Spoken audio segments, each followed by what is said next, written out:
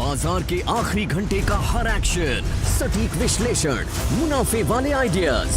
कीजिए कल की तैयारी आज हमारे साथ। देखिए CNBC आवाज मोतीलाल ओसवाल स्टूडियो से लाइव।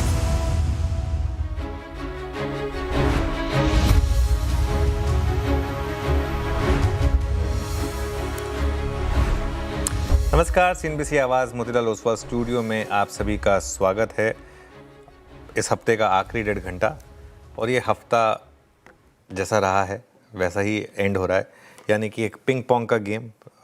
हमारी भारतीय भाषा में कहा जाएगा टेबल टेनिस। जो लोग पिंग पोंग नहीं समझते हैं, बॉल एक कोर्ट से दूसरे कोर्ट में इस पूरे हफ्ते जाती रही, लेकिन नेट रिज़ल्ट जो है वो है इस वीक एकदम फ्लैट। निफ्टी 0.2% ऊपर रहा। हालांकि मिड कैप और स्मॉल कैप ने इस वीक में थोड़ा आउट परफॉर्म किया। और देखिए आज निफ्टी IT ने लीड किया, 1.5% के करीब ऊपर था ये। मिड कैप और स्मॉल कैप आज थोड़ा कम चले हैं, थोड़ा डिसअपॉइंटिंग है ये। हालांकि मिड कैप अच्छे चले। अब बड़ा सवाल ये रहेगा, श्रेया वीरू, गुड आफ्टरनून। बड़ा सवाल ये रहेगा कि आखिरी 1.5 घंटे में मार्केट इन गेंस को प्रोटेक्ट कर पाएगा या नहीं कर पाएगा, लोगों की हिम्मत होगी या नहीं होगी एक वीकेंड में लॉन्ग पोजीशन कैरी करने की। इन सब पर बातचीत होगी। शो की शुरुआत करते हैं हेडलाइंस के साथ। बाजार में अच्छा दिन, ऊपरी स्तरों से थोड़ा हल्का होने के बावजूद निफ्टी 200 पॉइंट से ज़्यादा चढ़कर 23,200 के करीब। रिलायंस, ITC, NTPC और नेस्ले ने भरा जोश। बैंक निफ्टी में भी बढ़त कायम। मिड कैप और स्मॉल कैप कर रहे हैं आउट परफॉर्म। डॉलर के मुकाबले रुपया रिकॉर्ड नीचे स्तरों पर पहुंचा। आज 83 पैसे कमजोर होकर 93 रुपए के 93.5 के करीब पहुंचा रुपया। महंगे क्रूड से इंपोर्ट बिल बढ़ने की आशंका से बढ़ा दबाव। सरकारी बैंकों में आज तूफानी तेजी, करीब 3% उछला इंडेक्स। 4% दौड़े यूनियन बैंक, कैनरा बैंक और बैंक ऑफ इंडिया। साथ ही PSUs, मेटल्स, कैपिटल गुड्स में भी उछाल। वहीं निफ्टी कैपिटल मार्केट पर हल्का दबाव। आज के बिग स्टॉक्स स्पॉटलाइट और चार्ट जीपीटी पड़े सटीक। सोने में गिरावट के चलते चमका टाइटन का शेयर। वहीं स्पॉटलाइट पावर ग्रिड में जोरदार करंट। उधर चार्ट जीपीटी एनर्जी सेक्टर 2% ज्यादा चढ़ा। वहीं मजबूत चार्ट के चलते टाटा पावर, JSW एनर्जी, कोल इंडिया और हीरो मोटोकॉर्प में भी मजबूती कायम। माइक्रो फाइनेंस को सरकार से बड़ी राहत संभव। 20,000 करोड़ क्रेडिट गारंटी फंड का हो सकता है ऐलान। सस्ती दरों पर कंपनियों को मिलेगा लोन। क्रेडिट एक्सेस, बंधन, फ्यूजन, मुथूट माइक्रो फाइनेंस में शानदार रिकवरी। और एक्सेंचर के गाइडेंस बढ़ाने से IT शेयर में जोश। सेक्टर इंडेक्स करीब 2% मजबूत। टेक महिंद्रा निफ्टी के टॉप गेनर्स में हुआ शुमार। साथ ही ओरेकल, परसिस्टेंट और कोफोर्ज में भी करीब 3% का उछाल है। एक्सेंचर ने रेवेन्यू ग्रोथ गाइडेंस 2.5% से बढ़ाकर 3.5% किया। ओके, चलिए अब शो की शुरुआत करेंगे। और इस रैली को देखकर ना मतलब एक विचित्र सी फीलिंग आ रही है। बिल्कुल डिस्क्राइब नहीं कर पा रहा हूँ मैं। मतलब क्या है ना कि देख के अच्छा लग रहा है, लेकिन डर लग रहा है कि कभी भी कहीं भी, मतलब वो एक म्यूजिकल चेयर का गेम होता था ना, जब आप खेल रहे होते थे और एकदम से आपको डर लगता था कि बैठ पाएंगे, म्यूजिक कब बंद हो जाएगा, बैठ पाएंगे या नहीं बैठ पाएंगे। और मतलब आप ठीक है, खुश हैं, लेकिन नज़र हमेशा उस चेयर पे रहती है क्योंकि एक चेयर कम पड़ जाती है हमेशा। तो वो थोड़ी सी ना वाली फीलिंग आ रही है मुझे। थोड़ा सा फ्राइडे है तो शायद इस वजह से उस फीलिंग का आने का एक अपना रीज़न भी है। लेकिन एक चीज़ तो कहनी पड़ेगी, आज आपको मार्केट को थोड़े नंबर तो देने होंगे कि रैली टिकी है।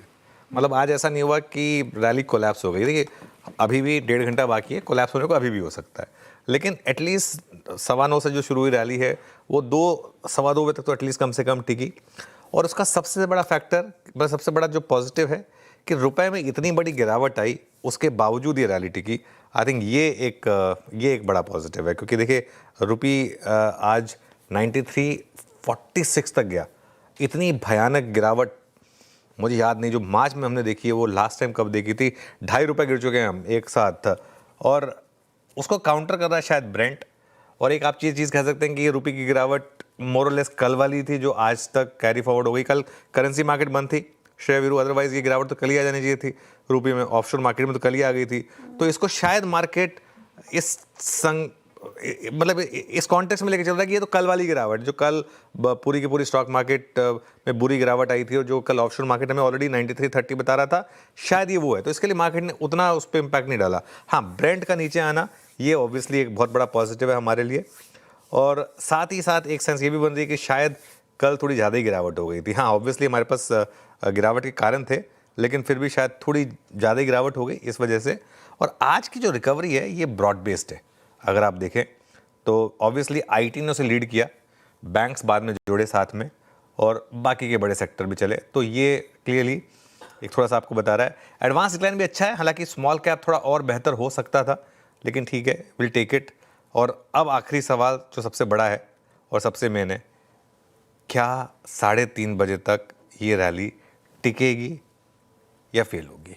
ये आई थिंक सबसे बड़ा $1 मिलियन क्वेश्चन रहेगा। राइट, यही सबसे बड़ा सवाल है, सबके जहन में होगा इनफैक्ट कि ये रैली 3:30 बजे तक टिकेगी कि नहीं, और उस पर नजरें रहेंगी। कौन से लेवल पर क्लोजिंग होती है मार्केट की, सबसे अहम चीज़ होगी। लेकिन जैसा कि आपने मेंशन किया, चौतरफा खरीदारी रही आज मार्केट में। हालांकि हाई साइड से हम फिसले हैं थोड़ा, लेकिन स्टिल अच्छी तेज़ी के साथ अभी भी कामकाज कर रहे हैं। आईटी बैंक्स में साथ दिया है, लेकिन कुछ चुनिंदा स्टॉक्स में पेन भी है, वो बाद में आपसे चर्चा करूंगी सर। लेकिन मार्केट, एक तो आपने बात कही कि रुपये इतना कमज़ोर होने के बावजूद ये स्ट्रेंथ दिखा रहा है, वो पॉजिटिव चीज़ है। आईटी जैसा बड़ा सेक्टर भी आज चला, वो अच्छी चीज़ है। लेकिन कितने चांसेस हैं इस रैली के टिकने के, और साथ ही अगर ये टिकती है या नहीं टिकती है, तो दोनों केसेस में मार्केट को कैसे अप्रोच करें? वीकेंड है, सैटरडे संडे होगा, तो क्या क्लोजिंग स्ट्रैटेजी होगी, किस दिशा से अप्रोच करें इस मार्केट को? देखिए श्रेया, मेरा एक व्यू रहा है, और ये मेरा व्यू आई थिंक जब हम 24,800 पर थे या उससे भी थोड़ा ऊपर से थे, जब से वॉर शुरू हुई है तब से रहा है। मेरा व्यू ये रहा है कि ये मार्केट बहुत वीक है और ये मार्केट 22,000 तक जा रही है। अब मार्केट आपको ऐसे नहीं होगा कि आप जिस दिन ब्रेकडाउन आ गया उसी दिन चेस करें तो मार्केट आपको रिटर्न देगा। तो 3 दिन की रैली थी, वो उसमें कितने लोग उछल रहे थे, लेकिन हुआ क्या इवेंचुअली? वही वापस आ गए उस लेवल पे, वो रैली फेल हो गई। मुझे इस रैली पे बिल्कुल भी कॉन्फिडेंस नहीं है, हल्का सा भी कॉन्फिडेंस नहीं है। मेरा यह मानना है कि इस रैली में अपने थोड़ा सा फंसे हुए पोजीशन से बाहर हुई है, थोड़ा सा लाइट रही। अब पोजिशनल ट्रेड की बात हो रही है, यहाँ पे ध्यान रखिएगा। ये पहले 2 रैली फेल हो चुकी हैं, और ऐसे में बहुत ज़्यादा अग्रेसिव ना हो। ट्रेड करना भी अगर आपको लॉन्ग साइड पर, तो स्टॉप लॉस के साथ करें, ऑप्शंस के थ्रू करें। ओवरनाइट तो बिल्कुल ना कैरी करें, क्योंकि वीकेंड पे क्या हो जाए आई थिंक हम में से कोई नहीं जानता कि इस वीकेंड पे क्या हो सकता है। वैसे भी पिछले कुछ सोमवार हमारे लिए मुश्किल भरे रहे हैं। इवन ये मंडे भी, अगर वैसे आपको कैंडल में दिखाई देगा कि हम ऊपर थे, 23,400 पे गए थे, लेकिन इंटरडे में हम बहुत गंदा गिरे भी थे। उसके बाद रिकवरी आई थी, वो अलग बात है, ठीक है। और उसके बाद मंडे वैसे अच्छा हो गया, ट्यूसडे, वेंसडे, फिर थर्सडे को हमने कल बड़ी डिक्लाइन देखी। और पिछले कुछ सोमवार जैसे मैंने कहा कि हमारे लिए काफ़ी टफ रहे हैं, और ऐसे में पोजीशन मत कैरी करें। क्यों? क्योंकि अभी भी अगर आप देखें, अब खबरें आ रही हैं कि अब नवरोज़ पे जो ईरान के अब जो लीडर हैं, जो अब तक पब्लिकली दिखे नहीं हैं, नवरोज़ एक बहुत बड़ा फेस्टिवल होता है कम्युनिटी के लिए, क्या वो एड्रेस करेंगे देश को? आई थिंक ये एक बड़ा सवाल है। अब आज तो ब्रेंट स्टेबल है, वीकेंड पे लकीली ब्रेंट नहीं ट्रेड करता है। ब्रेंट मतलब क्रूड जो है वो आज शाम को बंद हो जाएगा, फिर मंडे को ही खुलेगा। तो सैटरडे संडे को यहाँ पे ट्रेडिंग नहीं होती है, लेकिन एक कम से कम एक होप है, स्टेबिलिटी है। लेकिन दिक्कत क्या है ना, एक और ब्लास्ट हुआ, ये वापस 120 हो जाएगा, और ये एक यहाँ पर एक रिस्क रहेगा। जहाँ तक बात है निफ्टी और बैंक निफ्टी की, मैं बहुत ज़्यादा लेवल स्पेसिफिक नहीं हूँगा। मैं आपको निफ्टी का कंट्रीब्यूशन दिखाना चाहूँगा, लेकिन एक बार निफ्टी का कंट्रीब्यूशन देखिए, और आज लेकर आइए जरा निफ्टी का कंट्रीब्यूशन। आज एक बहुत बड़ा फैक्टर जो हमारे फेवर में है ना, वो है रिलायंस का। आज रिलायंस ने जिस तरीके की रैली दिखाई है, करीब करीब 3% का बड़ा मूव रिलायंस में। एक बार इंटरडे रिलायंस भी रख दीजिएगा, कंट्रीब्यूशन रहने दीजिएगा। तो रिलायंस का एक बहुत बड़ा फैक्टर है यहाँ पर, करीब करीब 3% की रैली के साथ। तो थोड़ा सा वहाँ से सपोर्ट आ गया। एडवांस डिक्लाइन अच्छा है, लेकिन उतना अच्छा नहीं है जितना होना चाहिए था उसको। कल 1:6 का था, परसों 5:1 का फेवर में था, आज 2.5:1 के करीब कहीं। तो एक तो रिलायंस हो गया, एक थोड़ा सा उसका सपोर्ट मिल गया आपको। मेरा ये मानना है कि निफ्टी पर अब इशू क्या है, कल हम कितना 600-700 पॉइंट गिरे थे। अब इतनी बड़ी रेड कैंडल के बाद ये रैली कहाँ फेल होगी ये हमें नहीं पता। हो सकता है कि ये ना फेल हो, लेकिन आज जैसे 23,350 का हमारा स्टॉप लॉस था, ठीक है, 23,345 तक गए हम। 23,345 से 23,230 तक तो हम आ गए। अगर ये क्लोजिंग होते होते 23,100 चला गया तब तो मार्केट का वर्डिक्ट बहुत क्लियर हो जाएगा कि नहीं, ये रैली नहीं टिकने वाली है। हाँ, अगर आपने आखिरी के 1-1.5 घंटे में कल के हाई को क्रॉस करके उसके ऊपर अगर आप टिक गए तो शायद एक थोड़ा सा पॉजिटिविटी आएगी। लेकिन सवाल वही है मेरा, बिल्ली के गले में घंटी बांधेगा कौन, लॉन्ग पोजीशन कैरी करेगा कौन इस मार्केट में। मतलब देखिए, हम तो ट्रेडर नहीं है, लेकिन अगर मैं भी अगर ट्रेडिंग साइड पर होता तो कभी नहीं करता, सोचता भी नहीं। तो ऐसे ही मैं, हाँ ये हो सकता है कि कुछ बड़े इंस्टीट्यूशंस हो सकता है थोड़ी बाइंग कर रहे हो, उन्हें थोड़ा फर्क पड़ता है कि अगले दिन Monday morning market gap down खुलेगा या नहीं खुलेगा। तो लेट्स सी। बैंक निफ्टी की जहाँ तक बात है ना, आज बैंक निफ्टी में एक बहुत ही क्रूशल लेवल था, उसके ऊपर इसने टिकने की कोशिश की लेकिन नहीं टिक पाया। आज सुबह हमारी अप्रोच ये थी कि 53, अगर रैली फेल होगी तो 53,800 से 54,200 के बीच में फेल होगी रैली। 53,800, 54,200 इस जोन में फेल होगी। उसके कहीं ऊपर गए हम, 54,382 तक गए, लेकिन वहाँ से स्लिप हुए। और एक बार आप HDFC बैंक वापस देखिए, HDFC बैंक वापस नीचे आया है, तो थोड़ा सा ये हल्का सा वीकनेस वाला पार्ट मुझे लग रहा है। चलिए वीरू के पास चलते हैं स्टॉक स्पेसिफिक एक्शन के लिए। वीरू बताइए क्या रहा आज का स्टॉक स्पेसिफिक एक्शन? बिल्कुल अनुज, यहाँ पे मैं शुरू करूँगा IT से। एक्सेंचर की अगर आप देखें तो इस गाइडेंस रिवीजन के बाद आज हमारा निफ्टी IT करीब करीब समझिए कि 450 पॉइंट ऊपर है। हालांकि आज भी इसने टेंडिमा को पार नहीं किया, बट इंडेक्स वर्सेस स्टॉक में अगर आपकी देखें तो आप टेक महिंद्रा स्लाइटली डिफरेंट है। ये वो पहला स्टॉक IT से जो अगर आप देखें थोड़ी सी मशक्कत कर रहा है अपनी 20 डेमा को रीगेन करने के लिए। एक बार स्टॉक स्क्रीन पे आएगा 1380।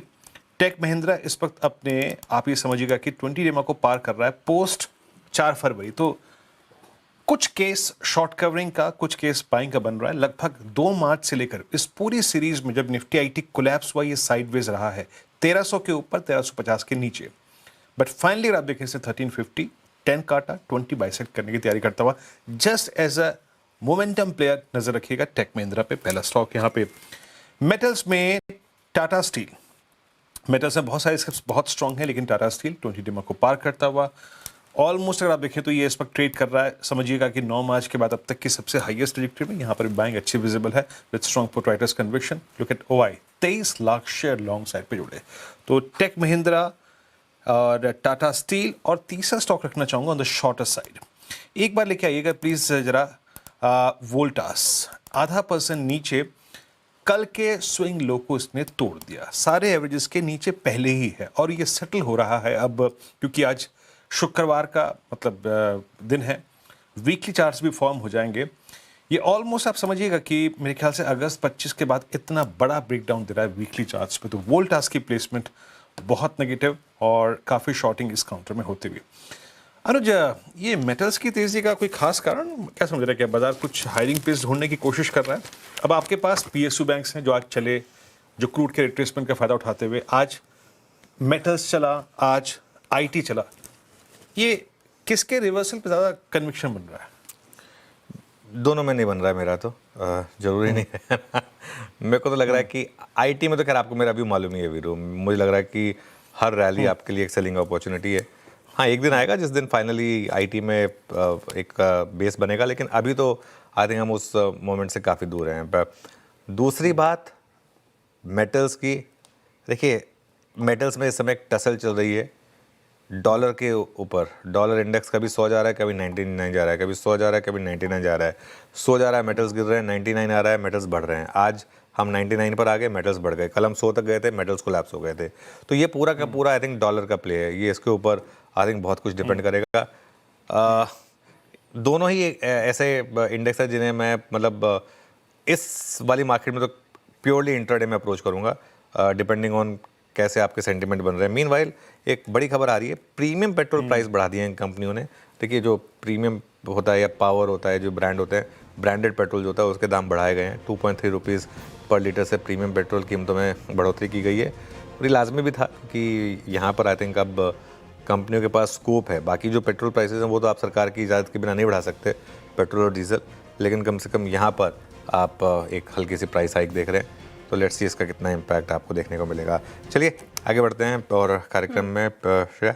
राइट अच्छा, IT और मेटल्स पे वीरेंद्र जी ने पूछा। मेरा सवाल आपसे फाइनेंशियल सर्विसेज को लेकर है। अंडर परफॉर्म किया है इसने, इस पूरे स्पेस ने। आज इनफैक्ट दो काउंटर्स पर स्पेशली मेरा सवाल, जो कि आप जिक्र कर रहे थे HDFC बैंक का, एक बार रखिएगा स्क्रीन पर। HDFC बैंक का आज फिर से इसने अंडर परफॉर्म किया है। कल के चेयरमैन के रेजिग्नेशन की खबर के बाद भी 5%, 5.5% डाउन था, और आज भी देखिए सर 2% नीचे। और श्रीराम फाइनेंस जिस तरीके से ये टूट रहा है लगातार, और हाई साइड से किस कदर ये फिसला, एक डिप आई, लेकिन थोड़ी बहुत खरीदारी, लेकिन फिर भी आप देखें तो फ्लैट नजर आ रहा है। इन दोनों काउंटर्स पर आपकी राय क्या है और क्या अप्रोच होगी? देखिए, HDFC बैंक पर तो जग जाहिर है मेरा व्यू, कोई मतलब नहीं है इसमें अभी हाथ डालने का, है ना। हाँ, अगर ये 700-725 तक आ जाए, जिसमें ये एक ऐसी प्राइस टू बुक वैल्यू पे आ जाएगा जहाँ पर उससे ज़्यादा मतलब आप डाउन साइड नहीं एक्सपेक्ट कर सकते, तब अलग बात है। लेकिन अभी इसको कुछ समय के लिए छोड़ दीजिए। आप कुछ लूज़ नहीं करेंगे इसमें, अगर आप अभी नहीं लेंगे तो। ऐसा कुछ नहीं कि भाग के 1000 रुपये हो जाएगा, वो मैंने मिस कर दिया, वो नहीं होने वाला है। 5 साल से जो वहीं पड़ा है ना, आप आगे भी यहीं मिलेगा आपको, तो कहीं नहीं जाने वाला है। मैं यहीं था, मैं यहीं रहूँगा, आप पूरी दुनिया घूम के आ जाइए, मैं यहीं मिलूँगा आपको। होता ना कि जब मैं मुंबई आया था ना, तो मुंबई में एक बार है बांद्रा में, टोटोस गराज। अच्छा। ठीक है, तो वो मतलब कुछ लोग थे, वो हर वीकेंड पे वहीं मिलते थे, फ्राइडे को, तो वो ये यहीं मिलेगा आपको, तो 3 साल बाद भी यहीं मिलेगा शायद। तो इसके लिए आराम है, कोई जल्दी नहीं है, क्या करना है। श्रीराम फाइनेंस की जहाँ तक बात है, श्रीराम फाइनेंस पे मेरा व्यू बहुत पॉजिटिव है, आप जानती हैं। डिपेंड करता है कि ये 2 दिन की गिरावट क्यों आई है, क्या RBI के अप्रूवल में थोड़ा डिले हो रहा है या कुछ होना है, क्योंकि अगर वो अप्रूवल आ गया उसके बाद इस स्टॉक ने रुकना नहीं है, उसके बाद इसकी री रेटिंग होनी है, क्योंकि ये काफ़ी चीप स्टॉक है। एक MNC कंपनी के हिसाब से एक स्टॉक इस अपने पीयर के मुकाबले इतने कम वैल्यूएशन पर ट्रेड कर रहा है, तो नो ब्रेनर है। लेकिन अभी तो मार्केट में ओवरऑल दिक्कत है, तो इस वजह से ये थोड़ा सा यहाँ पर इम्पैक्ट आ रहा है। चलिए, रफ्तार के घोड़े और फिसड्डी स्टॉक्स बताता हूँ आपको, उसके बाद आगे बढ़ेंगे। रफ्तार के घोड़े स्टॉक्स लेकर आइए। सबसे पहले हम बात करेंगे आज टाटा एलेक्सी की। टाटा एलेक्सी आज एक्सेंचर के नंबर्स के बाद IT स्टॉक्स में शानदार तेज़ी आई, और उसके बाद आपने देखा किस तरीके से टाटा एलेक्सी भागा। वोडाफोन आइडिया कुछ देर में मैं थोड़ा डिटेल में डिस्कस करूंगा। जो एक 1 वे सब्सक्राइबर लॉस चल रहा था, वो थोड़ा कम हुआ है, अरेस्ट हुआ है, उसका एक इम्पैक्ट 5.5% ऊपर। और GMDC सरकार ने रेयर अर्थ के लिए 7,300 करोड़ के करीब की बोलियां मंगाई हैं, तो इस वजह से ये स्टॉक भागा, हालांकि थोड़ा सा ऑफ आइज हुआ। फिसड्डी स्टॉक में सबसे ऊपर है MCX। आज कैपिटल मार्केट शेयरों में थोड़ी सी प्रॉफिट बुकिंग हुई है, हालांकि डेटा अच्छा था लेकिन प्रॉफिट बुकिंग हुई है। नैल्को नंबर 2 पर, मेटल्स बाकी चले लेकिन एल्यूमिनियम थोड़ा नीचे आया, तो इस वजह से एल्यूमिनियम स्टॉक्स थोड़ा नीचे आए, और नैल्को जो है वो करीब 4% नीचे। और आज मुझे जिससे थोड़ी निराशा हुई, जहाँ थोड़ा मैं गलत पड़ा, वो है पेट्रोनेट LNG। आई थिंक मैंने सुबह एक्सपेक्ट किया था कि लो बन गया यहाँ पर, और ये हमारे लिए इतना नेगेटिव नहीं है, लेकिन खैर क्लियरली देखिए मार्केट का व्यू सुप्रीम है, और हमारी बात हुई थी कि कल का लो टूटेगा तो वो व्यू गलत होगा, और वो हुआ, तो ठीक है, part and parcel of the game. चलिए आगे बढ़ते हैं और कार्यक्रम क्रम समझ लेते हैं जी। लेकिन उससे पहले सर, वोडाफोन पर मैं पूछना चाह रही थी। इनफैक्ट आपने हालांकि बोला भी कि मैं डिटेल में डिस्कस करूंगा, लेकिन अभी डिस्कस कर लेते हैं सर। वोडाफोन आइडिया काफ़ी प्रेशर में रहा था, लेकिन जो आंकड़े आए हैं, कस्टमर बेस जिस तरीके से पहले हमने देखा डिक्लाइन, वो थोड़ा कम हुआ है। एक पॉजिटिव माने इसको, लेकिन अभी भी रेस में काफ़ी पीछे है। पॉजिटिव माने इसको, देखिए जो सब्सक्राइबर घटने की संख्या है ना, वो घटी है। तो क्या हो रहा है, एक स्टूडेंट था, वो लगातार 8 नंबर, 9 नंबर, 10 नंबर लाता था, वो 15 नंबर ला रहा है। अभी भी पासिंग मार्क के करीब नहीं है, पासिंग मार्क 33 के होते ना, तो है ना, तो अभी भी उसके करीब नहीं है, लेकिन फिर भी थोड़े कम मार्क्स ला रहा है। तो दिसंबर के मुकाबले अगर आप देखें तो जनवरी में इनके सब्सक्राइबर जो है वो थोड़े से कम घटे हैं। ठीक है, जनवरी में सिर्फ 4.11 लाख सब्सक्राइबर घटे हैं बेसिकली इनके। अब देखिए, AGR राहत वाली जो तेज़ी की खबर है ना श्रेया, वो पूरी हुई बेसिकली। अब बिजनेस इंप्रूव होगा या नहीं होगा, इसके ऊपर डिपेंड करेगा। मैं बहुत ज़्यादा लॉन्ग टर्म में पॉजिटिव नहीं हूँ वोडाफोन आइडिया पर, क्योंकि इसकी इक्विटी बेस काफ़ी बड़ा है। इस वजह से सरकार ने ये भी कहा कि वो अभी अपना 49% हिस्सा नहीं बेचेगी, तो वो भी एक ऑन मार्जिन थोड़ा सा पॉजिटिव है। लेकिन अगर आप सब्सक्राइबर लॉस देखेंगे तो सितंबर 2025 से 7,44,000, फिर 20 लाख, फिर 10 लाख, फिर 9 लाख, उसके मुकाबले 4 लाख थोड़ा सा बेटर है। इस वजह से आप ये मूव देख रहे हैं। ठीक है, वोडाफोन की चलने की वजह हमने समझ ली, लेकिन फटाफट से ट्रेंडिंग स्टॉक्स डिस्कस कर लेते हैं। आज तो अच्छे खासे स्टॉक्स चले हैं, लेकिन सबसे ज़्यादा कंट्रीब्यूशन कहाँ से आई आपकी स्क्रीन पर होगा। तेजी के ट्रेंडिंग स्टॉक्स जहां पर खरीदारी होती हुई नजर आई है आज के सेशन में। Metals pack, JSW steel, Tata steel brokers भी बुलिश थे तो 3.5% चढ़ गया। कोल इंडिया लगातार एनर्जी पैक में तेजी देखने को मिल रही 3%, और टेक महिंद्रा भी चढ़ता हुआ नजर आ रहा है 3.5% से ज्यादा। अगेन पूरा आईटी स्पेस फोकस में है। टाटा एलेक्सी 5% तेज, वोडाफोन आइडिया भी डिस्कस कर रहे थे, संख्या थोड़ी सी बेटर हुई है तो 5% यहाँ पे तेजी, और आइनॉक्स विंड, जिंदल स्टील भी चढ़ता हुआ नजर आया आज के सेशन में। लेकिन बैकफुट पे कौन से सारे स्टॉक्स? एचडीएफसी बैंक चेयरमैन के एग्जिट के बाद लगातार गिरता हुआ, हिंडाल्को, एचडीएफसी लाइफ और एनजीसी पर भी प्रेशर बनता हुआ नजर आ रहा है। इसके अलावा वायदा बाजार में देखें, एमसीएक्स आज मुनाफा वसूली का शिकार हुआ, अच्छा चल रहा था लेकिन यहाँ पर प्रेशर। पेट्रोनेट एलएनजी टूटा 4.5% से ज्यादा। नैल्को और बीएससी जैसे स्टॉक्स पर भी प्रेशर बनता हुआ नजर आया आज के सेशन में। आगे बढ़ते हैं और समझते हैं कि कार्यक्रम में होगा क्या। शो फ्लो समझ आती हूँ आपको। फंडामेंटल राय देने के लिए हमारे साथ होंगे चोला सिक्योरिटीज के धर्मेश कांची, टेक्निकल कॉल्स लेंगे हम प्रकाश गाबा, मानस जायसवाल, राजेश सातपुते, सोमिल मेहता, अमित सेठ और कविता जैन जी से। 2:15 पर आशीष चतुर्वेदी बताएंगे टाटा पार में तेजी के ट्रिगर्स क्या हैं। 2:20 पर आशीष से ही जानेंगे कि आज जीएमटीसी में तेजी क्यों है। 2:30 बजे ऋतु सिंह से समझेंगे रुपए में आई आज इस बड़ी गिरावट की वजह क्या है। 2:35 पर नूपुर से जानेंगे कि सेमाग्लूटाइड भारतीय कंपनियों के लिए किस तरह का बड़ा मौका बन सकती है। 2:40 पर फिजिक्स वाला पर बुल्स वर्सेस बेयर पेश करेंगे नूपुर और आशीष। 2:50 पर कंचन बताएंगी कि सिगरेट के बढ़ते दाम जनता की जेब पर भारी पड़ रहे हैं। 2:55 पे बिग मार्केट वॉइस में हमारे साथ जुड़ेंगे एमके इन्वेस्टमेंट के executive director and fund manager Sachin Shah. 3:10 पे स्ट्रैटेजिकल के लिए यानी कि सोमवार के लिए, और 3:15 पे डेली रूम चेक। 3:20 पे एसटीबीटी या बीटीएसटी। 3:25 पर कंचन बताएंगे आपको अगले हफ्ते के अहम ट्रिगर्स। ओके, चलिए अब हमारा पैनल तैयार है और शुरुआत करते हैं ट्रेड्स की। गुड आफ्टरनून आप सभी को। गावा सर बताइए क्या रहेगी इस समय की trade? Good afternoon to you. Absolutely short रहेगा। मार्केट अप है लेकिन मार्केट शॉर्ट रहेगा। स्टॉक का नाम है national aluminium. National aluminium trade करेगा 362.15 पर। स्टॉप लगाएंगे ₹3 का, 365 का। डाउन साइड 350 तक पॉसिबल है। First target 355, 350। National aluminium weak. Okay, Nalco short है आपके यहाँ पे। मेटल्स में वो स्किप जो पिछले 10 दिन में वीक पड़ी, उसमें नाल्को आपका शॉर्ट कॉल। मानस, गुड आफ्टरनून, आपका ट्रेड। गुड आफ्टरनून वीरेन जी। तो देखिए लोधा पे लगातार वीकनेस दिख रही है, लोअर टॉप लोअर बॉटम बन रहे हैं, तो यहाँ पर एक सेल ट्रेड लिया जा सकता है। लोधा का फ्यूचर बेच सकते हैं, लोअर टॉप लोअर बॉटम का ट्रेंड दिख रहा है यहाँ पर। तो 805 के आसपास के प्राइस चल रहे हैं। 816 के स्टॉप लॉस से यहाँ पर एक सेल ट्रेड लेंगे, और 785 रुपए के टारगेट सेट करेंगे लोधा के फ्यूचर में। चाहें तो 800 वाला पुट ऑप्शन जो 21 रुपए पे ट्रेड हो रहा है, उसमें 15 रुपए के स्टॉप लॉस से खरीदारी करें और 34 रुपए के टारगेट सेट करें। 2 सेल साइड की कॉल आ गई है। लोधा डेवलपर्स बिकवाली की राय, हाई साइड से फिसला। मानस जी कह रहे हैं कि सेल कीजिए। राजेश सातपुते जी, गुड आफ्टरनून, आपकी पिक क्या होगी sir? Good afternoon Shreya, good afternoon everyone. Shreya देखिए, मेरा भी सेल साइड का ट्रेड होगा, वो रहेगा Avenue Super mart. Avenue Super mart में जिस तरह से हम देख रहे थे, इसने अपना 10, 20, 50, इसमें अपने क्लस्टर को हमेशा एक रेजिस्टेंस के तौर पे माना, और क्लस्टर जो है वो है करीबन 3850 से लेके 3900 का। अगर आज का हाई देखें 3850 का ही है, तो मुझे लगता है एवेन्यू सुपर मार्ट यहाँ से टूटेगा, करेक्ट होगा, करीबन इसका टारगेट होगा 3650 का। 3650 के टारगेट के लिए एवेन्यू सुपर मार्ट सेल करे। स्टॉप लॉस होगा 3850 का। Okay, Amit ji good afternoon, बताइए आपकी ट्रेड इस समय की।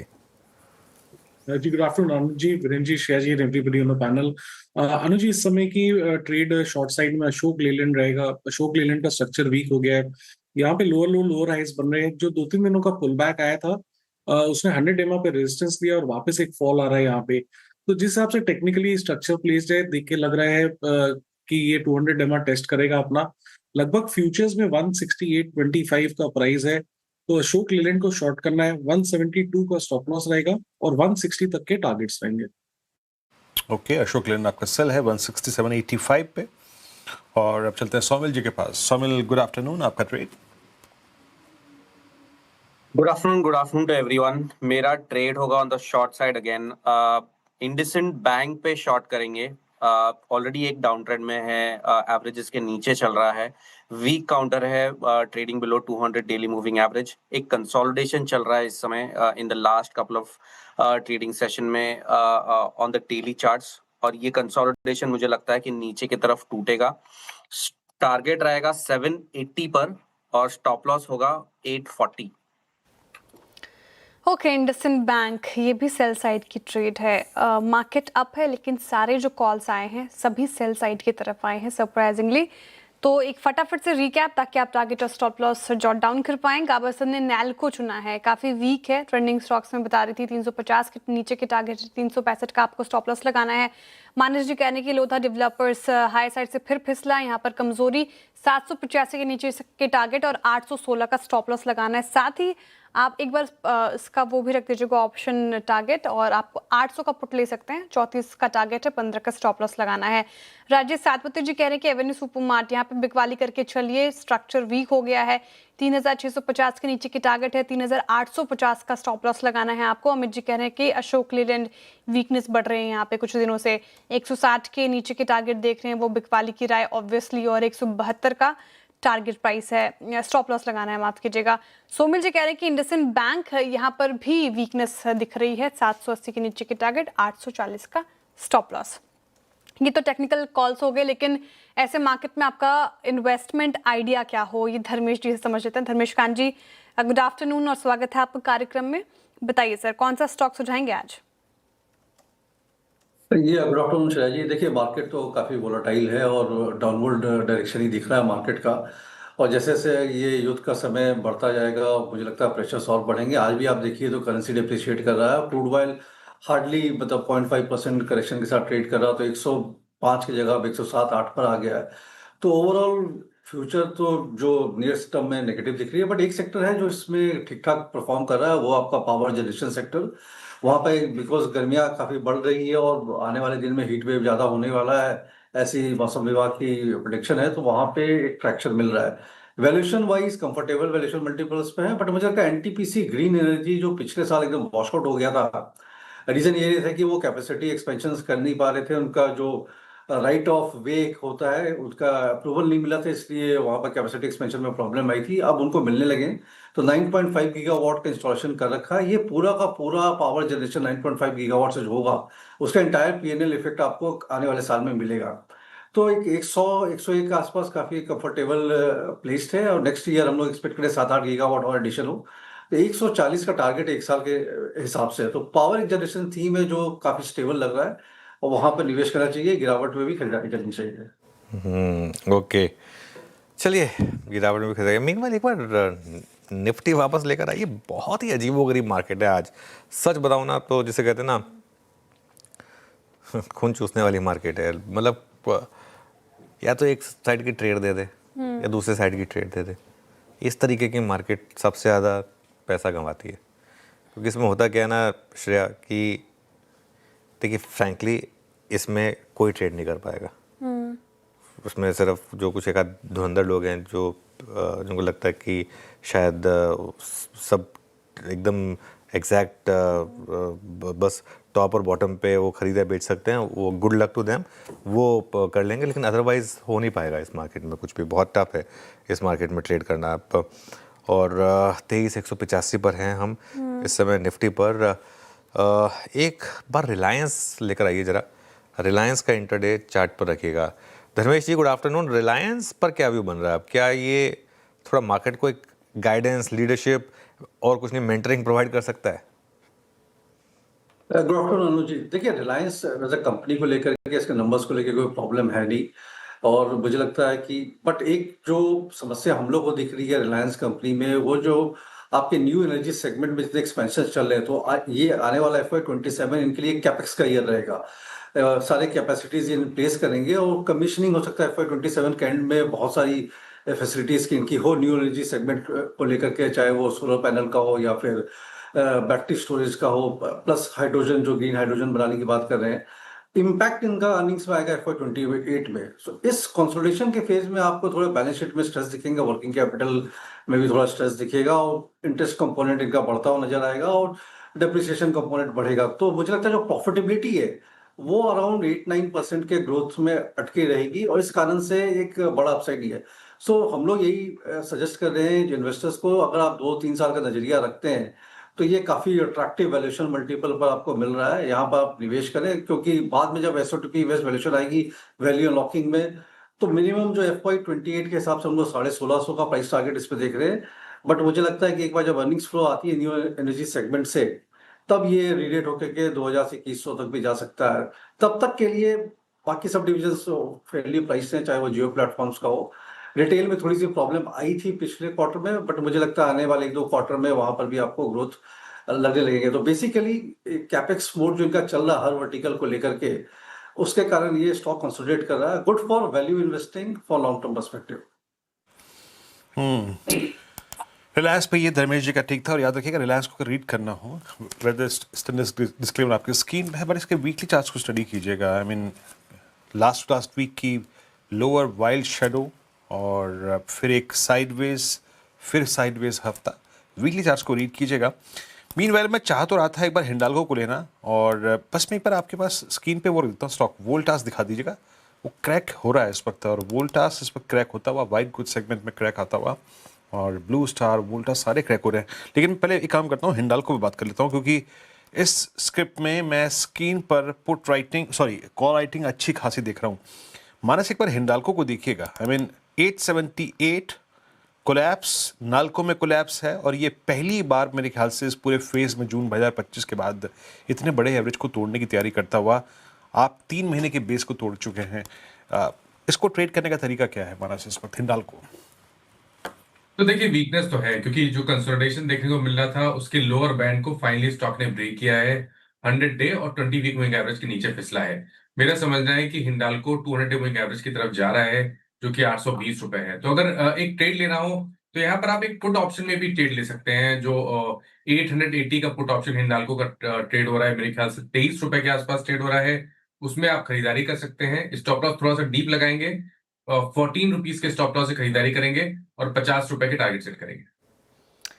ओके, हिंडाल्को पर ये व्यू हो गया, काफ़ी कमज़ोर नज़र आ रहा है। हिंडाल्को पर सेल की कॉल आई है। हिंडाल्को वीक है, निचले स्तरों पर कर रहा है कारोबार फिलहाल। लेकिन आज की सबसे बड़ी खबर और अहम खबर, रुपए में तेज़ गिरावट। देखिए रुपया पहली बार 93 के पार निकला है, और एक ही दिन में रुपया 61 पैसे गिरकर 93.48 तक लुढ़क गया। लेकिन सवाल अहम वही सबके जहन में है कि आखिर टूट क्यों आ रहा है रुपया। इसकी जानकारी देने के लिए हमारे साथ रितु सिंह जी हैं। Ritu, good afternoon. बताइए, जिस तरीके से रुपए में गिरावट हम देख रहे हैं, कमजोरी में देख रहे हैं, इसके पीछे के कारण क्या है? जी हाँ, आज रुपए करेंसी में काफी हिस्टोरिक गिरावट दिखी। इंडियन रुपी पहली बार 93 के पार चला गया है। काफी कमजोरी देखी गई आज ट्रेड में। इसकी 3 बड़ी वजह हैं, और इनमें से कोई भी नया नहीं है। ये फैक्टर्स काफी टाइम से प्ले में है। एक ऑफ कोर्स तेल के दाम बढ़ते जा रहे हैं, तो डॉलर की मांग भी बढ़ रही है इंपोर्टर से।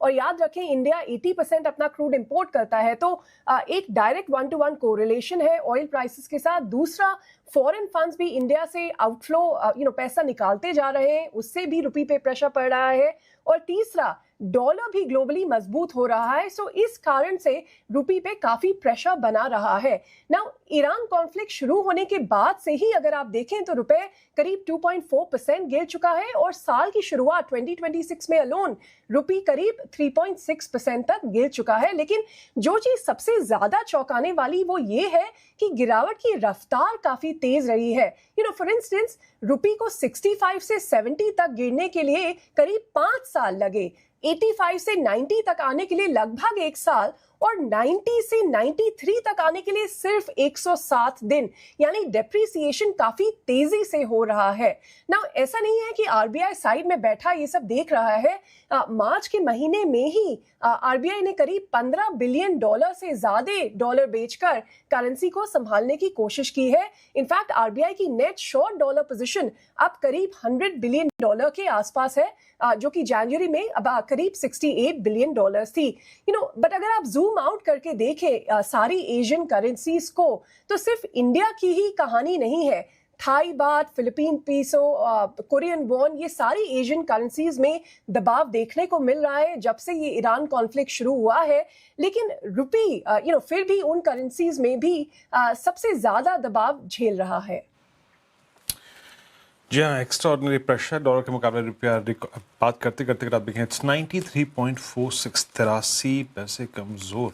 मेरे ख्याल से अनुज ने एक बात बिल्कुल सही कही। मेरे ख्याल से अनुज, एक समय वो था जब रघुराम राजन जी ने कार्यभार संभाला था, उससे पहले जो एक मेजर डैमेज था उस वक्त, और एक ये है ना, मेरे ख्याल से हमने 2 वर्स्ट फेज देखे हैं, ये है ना दूसरा फेज। बिल्कुल, लेकिन एक चीज़ बताऊं मैं आपको वीरू, ये वाला जो रुपये का डिक्लाइन है ना, इसमें मैं इतना ये डॉलर की रैली, अभी वो जो टेबल दिखाई थी ना आपके स्क्रीन पर, जो पिछली गिरावट आई थी ना, मेरे को तकलीफ वहाँ हुई थी जब हम 85 से 90 के मूव पे गए थे ना। वो 85 to 90 का मूव तब आया था जब वो बाकी करेंसीज वाला जब 85 to 90 हम गए थे तब, हाँ ये वाला, तब उसमें हम गिरे थे। तो हमारे लिए डबल वैमी था, क्योंकि हम डॉलर के अगेंस्ट गिर रहे थे और बाकी करेंसीज डॉलर के अगेंस्ट स्ट्रांग हो रही थी। तो जैसे फॉर एग्जांपल अगर आप फिलीपींस जाएं या थाईलैंड जाएं या कहीं भी जाएं तो डबल आपको मार पड़ रही थी। अब देखिए, अब हमारी करेंसी भी गिरी है, लेकिन बाकी करेंसियां भी गिरी हैं और शायद हमसे ज़्यादा गिरी हैं। अगर आप रुपये को कंपेयर करें फॉर एग्जांपल वर्सेस पाउंड, है ना, अगर आप जीबीपी वर्सेस आईएनआर देखें अगर, तो वो ठीक है गिरा वो भी है, लेकिन इतना नहीं है वो। उसमें अगर आप देखें तो हम 123 के करीब थे, वो मोर और लेस डॉलर की स्ट्रेंथ मान के चले, है ना अनुज? ये डॉलर की स्ट्रेंथ है, ये मोटे तौर पर डॉलर की स्ट्रेंथ है, ये डॉलर की स्ट्रेंथ है, ये वॉर का इम्पैक्ट है, ये क्लासिकल सेफ हेवन बाइंग है, पैसा वापस मदर मार्केट में जा रहा है। और इसके लिए इस वाले मूव को देखिए, at the end of the day है तो डेप्रिसिएशन ही, इसमें कोई वो तो है नहीं, लेकिन ये जो है थोड़ा सा रिलेटिवली उतना खराब नहीं है जितना पहले हो रहा था। हाँ, पेस काफी खराब है डॉलर रुपए की, इसमें कोई डाउट नहीं। अच्छा, एक बार एक काम कीजिए, ठीक है, डॉलर स्ट्रांग हो रहा है, एक बार गोल्ड दिखाइए आप, एक और तीसरा पैमाना देखते हैं गोल्ड एग्जैक्टली क्या कर रहा है, और सिल्वर दिखाइएगा। कमोडिटी मार्केट पे चलते हैं थोड़ा सा, यहाँ पे इट्स 93.47 ऑन रुपी, डे लो पर, ऑल टाइम लो पर। और गोल्ड भी अगर आप देखें 147,160, 2200 रुपये ऊपर अब इस वक्त ट्रेड करा, 1.5% ऊपर।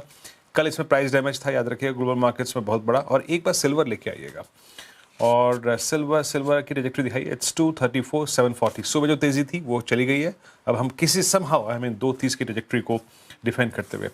बट धर्मेश, आपका सेंस क्या कह रहा है? मेटल्स अगर सॉफ्ट होते हैं थोड़ा सा यहाँ पर, तो एक हमारी थीम जो केबल और वायर्स की थीम थी, जिसको एक सपोर्ट डेटा सेंटर डिवीजन से भी मिलता है, उसको आप कैसे ट्रीट करेंगे? क्योंकि यहाँ पे वोल्टास और हेवल्स के लिए तो, वोल्टास के लिए या फिर ब्लू स्टार के लिए तो बहुत केस है नहीं स्ट्रॉन्ग। केबल सेगमेंट में आपका व्यू क्या होगा ऐसे में, अगर मेटल प्राइसेस थोड़े से वीक पड़ते हैं तो? देखिए वीरेंद्र जी, ये वीक 2-4 दिन के लिए मेटल प्राइसेस का वीक होना और लंबे समय तक 2-3 महीने के लिए वीक होने से इन पे इम्पैक्ट आएगा, बिकॉज इन्वेंट्रीज के बिल्टअप में ऑलमोस्ट 1.5 से 2 महीने का इनका लीड टाइम रहता है। सो अभी जितने भी इनकी इन्वेंट्री है 2 महीना पहले खरीदा हुआ है, सो इमीडिएट प्राइस इम्पैक्ट से ज़्यादा फर्क पड़ता नहीं है। प्लस अगर ग्लोबल मार्केट में मेटल प्राइसेस वीक भी हो रहे हैं बट आपका करेंसी डेप्रिशिएट कर रहा है तो वो भी ट्रेड ऑफ हो जाता है, बहुत सारे हेजेस प्लेस होते हैं। तो वायर्स एंड केबल सेगमेंट में व्यू जरूर सकारात्मक है, पॉजिटिव रही थी। और पिछले 2 क्वार्टर के अगर अर्निंग्स अपडेट देखें, चाहे वो केआई का हो, पॉलीकैब का हो, हेवल्स का हो, वायर एंड सेगमेंट डिवीजन में सबके अंदर काफी अच्छे नंबर्स आए थे, वॉल्यूम ग्रोथ भी रहा था। जो कंपटीशन आने वाली है उसमें अभी भी 1 साल टाइम है। वैल्यूएशन का प्राइस करेक्शन सब में हो रखा है और बाद में फिर रैली भी हम लोग, तो मुझे लगता है कि just on infra theme, data centre और बाकी व्हीकल्स, ऑटोमोबाइल स्पेस भी काफी अच्छा काम कर रहा है। ये सबको अगर मिला जुला के देखें तो एक सेफ हेवन मुझे अभी इस एनवायरनमेंट में ये भी एक सेगमेंट दिख रहा है जहां पर बाइंग कर चल सकते हैं। हालांकि ओवरऑल एज अ मेटल, जहां तक एल्यूमिनियम, कॉपर और स्टील का है, इंडिया पर्सपेक्टिव से हम लोग काफी बुलिश है। वहां पर भी गिरावट आती है, मेटल चाहे हिंडाल्को में है या जेएसडब्ल्यू स्टील जैसी कंपनियों में है, तो वहां पर हम लोग बाई करने की राय दे रहे हैं। तो we are bullish on both the sides, wire and cable division and at the same time base metal space में भी। और सिर्फ अनुज जी को मैं जो भी गोल्ड एंड सिल्वर में जो करेक्शन हुआ उसकी जो हाईलाइट करना चाहूंगा कि पिछले 1 साल में जो तेजी आई थी, एक तो फ्लाइट टू सेफ्टी जरूर था, बट उसके साथ ही लिक्विडिटी काफ़ी ज़्यादा जब चीप मनी आपको मिलता है, तो पहले भी हम लोगों ने देखा है, पिछले 20 साल का आप देखिए, जब भी इंटरेस्ट रेट में काफ़ी कस के फॉल आता हुआ दिखा है, और लाइक जब जीरो इंटरेस्ट रेट मेंटेन करे थे जीएफसी क्राइसिस के बाद, तभी गोल्ड एंड सिल्वर में तेजी आई थी, तो वो चलता था। अभी आपका वो इंटरेस्ट रेट का गिरने का संभावना बंद हो गया ग्लोबल मार्केट में, और शायद यहाँ से इन्फ्लेशन के कारण वहाँ पर फर्मिंग आए, तो उसकी एक प्रॉफिट टेकिंग हुई है। So that liquidity flow is gone from gold and silver, तो उसमें अब मुझे लगता नहीं कि कोई लंबा अट्रैक्शन आपको देखने को मिलेगा। एंड जहां तक वायर एंड केबल से आप स्टॉक स्पेसिफिक रहे, जो pure wire and cable play है, जैसे पॉलीकेब हो गया, वैसी कंपनी में निवेश करने में हो सकता है थोड़ा बेटर ऑफ रहे। बिल्कुल। तो यहाँ पर आपका नज़रिया हमने समझ लिया, वायर केबल बेस मेटल्स पर आप थोड़ा पॉजिटिव है, साथ ही आपने गोल्ड एंड सिल्वर को लेकर भी अपनी राय रख दी है। तो स्क्रीन पर स्थिति फिलहाल ये देखने को मिल रही है। हालांकि अब देखिए मार्केट अपने हाईएस्ट स्तर से फिसलता हुआ 164 अंक ही अब ऊपर रह गया है। बड़ी बात होगी कि मार्केट क्लोजिंग में अभी भी 1 घंटा है, ये रैली टिकती है कि नहीं। लेकिन इस बीच हमारे साथ जुड़ रही हैं अब कविता जैन जी। कविता जी, गुड आफ्टरनून और स्वागत है आपका कार्यक्रम में। बताइए कौन सा स्टॉक लाई हैं? Afternoon Shreya, good afternoon everyone. So pressure capital market counters में मॉर्निंग के ट्रेडिंग सेशन से बना हुआ है। यार मुझे लग रहा है सीडीएसएल में फर्दर गिरावट बनते हुए दिख सकती है। 1188 के लेवल पर अभी ये ट्रेड करते हुए दिख रहा है। डाउनसाइड अगर सपोर्ट देखें, जो कि हॉरिजॉन्टल सपोर्ट आता हुआ दिखता है 1170 1160 तक के प्राइस मूव बनने चाहिए। So CDSL will be the short trade. 1200 के स्टॉप लॉस के साथ इसे अप्रोच करना चाहिए। सीडीएसएल यहाँ पर गिरावट तेज होती हुई, इनफैक्ट पूरा कैपिटल मार्केट स्पेस अगर आप देखें, एमसीएक्स, बीएससी, सीडीएसएल सभी में गिरावट है। और फिलहाल अभी सीडीएसएल पर कविता जी की कॉल, यहाँ पर बिकवाली की राय आती हुई। लेकिन एक स्टॉक लेकर आइए स्क्रीन पर, जीएमडीसी। यहाँ पर गजब की तेजी आज देखने को मिल रही है और सरकार ने रेयर अर्थ के लिए 7,300 करोड़ की बोलियां मंगाई है। रेयर अर्थ बिडिंग से जीएमडीसी को कैसे होगा फायदा, ये बताने के लिए आशीष हैं। आशीष, गुड आफ्टरनून। जीएमडीसी आज का हीरो ऑफ द डे, बताइए कारण। बिल्कुल, गुड आफ्टरनून श्रेया। बड़ी तेजी स्टॉक में देखने को मिली और जब जब रेयर अर्थ का नाम आएगा सबसे ज़्यादा चलता हुआ आपको जीएमडीसी नजर आएगा। 7,300 करोड़ की स्कीम है ये, जिसमें अगर आप देखें तो गवर्नमेंट इस रेयर अर्थ वैल्यू चेन को डेवलप करने के लिए बोलियां मंगा रही है। दरअसल अगर आप देखें तो पूरे वैल्यू चेन को डेवलप किया जाएगा, जिसमें आप देखेंगे कि जो रेयर अर्थ की ऑक्साइड होती है, इसे परमानेंट मैग्नेट में कन्वर्ट करने के लिए या फिर प्रोसेस करने के लिए ये स्कीम लाई गई है। अब ये परमानेंट मैग्नेट वही है जिनकी शॉर्टेज काफ़ी ज़्यादा देखने को मिली थी। चाइना ने इसकी सप्लाई कम कर दी, बीच में रोकी भी थी, और इससे ऑटो कंपनीज पर बड़ा इम्पैक्ट होगा। आपको याद है, थोड़ी सी पुरानी बात है, लेकिन फिलहाल अगर आप देखें तो बड़ा फ़ायदा यहाँ पर देखने को मिल सकता है, क्योंकि भारत अब इसमें सेल्फ सफिशिएंसी की तरफ आगे बढ़ रहा है और लगातार प्रयास कर रहा है। अब इसकी कुछ टेक्निकल डिटेल्स है जो मैं आपके सामने रख देता हूँ, जैसे कि 7 अप्रैल तक प्री बिड कॉन्फ्रेंस यहाँ पर शेड्यूल की गई है।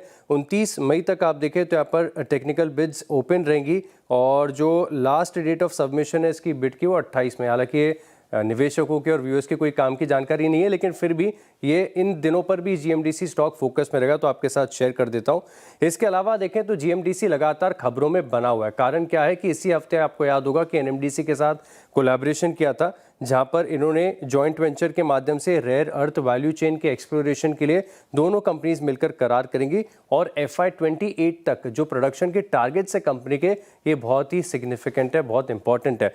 अब दरअसल जीएमडीसी को मैं सीधे तौर पर बताता हूँ फायदा कैसे होगा। देखिए भारत में क्या है, इनकी जो एक जगह है, माइंस है, जहाँ पर अंबाडोगर करके नाम है, ये है गुजरात में। इनके पास ये जो रेयर अर्थ की ऑक्साइड्स है ना, ये माइन में है, मौजूद है, लेकिन इसको आगे परमानेंट मैग्नेट में कैसे डेवलप किया जाए, इसका इको चेन फिलहाल के लिए आप देखें तो भारत में मिसिंग है। लेकिन इस चीज़ को एड्रेस करने के लिए थोड़े दिन पहले जीएमडीसी ने बार्क के साथ करार किया था। तो अब टेक्नोलॉजी तो उनके पास आ गई है, लेकिन ये जो 4 मेन एलिमेंट्स होते हैं जिनके बाद ये परमानेंट मैग्नेट्स बनते हैं, ये इनके पास ऑलरेडी मौजूद रहते हैं और बड़े कॉम्प्लेक्स हैं, समझ में नहीं आएंगे। एक बार प्रयास कर लेता हूँ बताने का। जैसे नियोडिमियम है और टेब्रियम है, डाइसो प्रीमियम है। मैंने ये सब नहीं पढ़ा है कभी, लेकिन ये बड़े अजीब से एलिमेंट्स है। ये सारे इनके पास मौजूद है, आगे जाके डेवलप करेंगे तो फ़ायदा होगा। इसके चलते जीएमडीसी भाग रहा है। ओके, बिल्कुल जीएमडीसी भाग रहा है, काफ़ी तेज़ मूव यहाँ पर। शुक्रिया आशीष। 7% ऊपर इस समय स्टॉक का। चलिए अब एक काम करते हैं, जीएमडीसी कैश मार्केट का ही स्टॉक है तो कैश कॉल्स ले लेते हैं। कैश कॉल्स के लिए गाबा सर, अमित जी और राजेश सातपुते जी हैं हमारे साथ। तो गाबा सर बताइए आपका कैश मार्केट कॉल। मेरे ख्याल से लेना चाहिए इस बार ध्यान सेलो पर। सेलो का बेस अच्छा बना हुआ है, अपमूव शुरू हुआ है, ट्रेड करा है 427 के आसपास, सेलो पर स्टॉप लगाए करीब 420 का, टारगेट 450, स्पिल ओवर ट्रेड बन सकता है नेक्स्ट वीक के लिए। सेलो अच्छा बेस बना हुआ है। ओके, सेलो वर्ल्ड अच्छा बेस बना हुआ है यहाँ पर। राजेश सतपथे जी, आपका ट्रेड क्या रहेगा? वीरेंद्र जी देखिए, मेरी नजर है लेंसकार्ट सॉल्यूशंस लिमिटेड के ऊपर। एक बेहतरीन चार्ट है, कंसोलिडेशन है 10-20 डीएमए के ऊपर।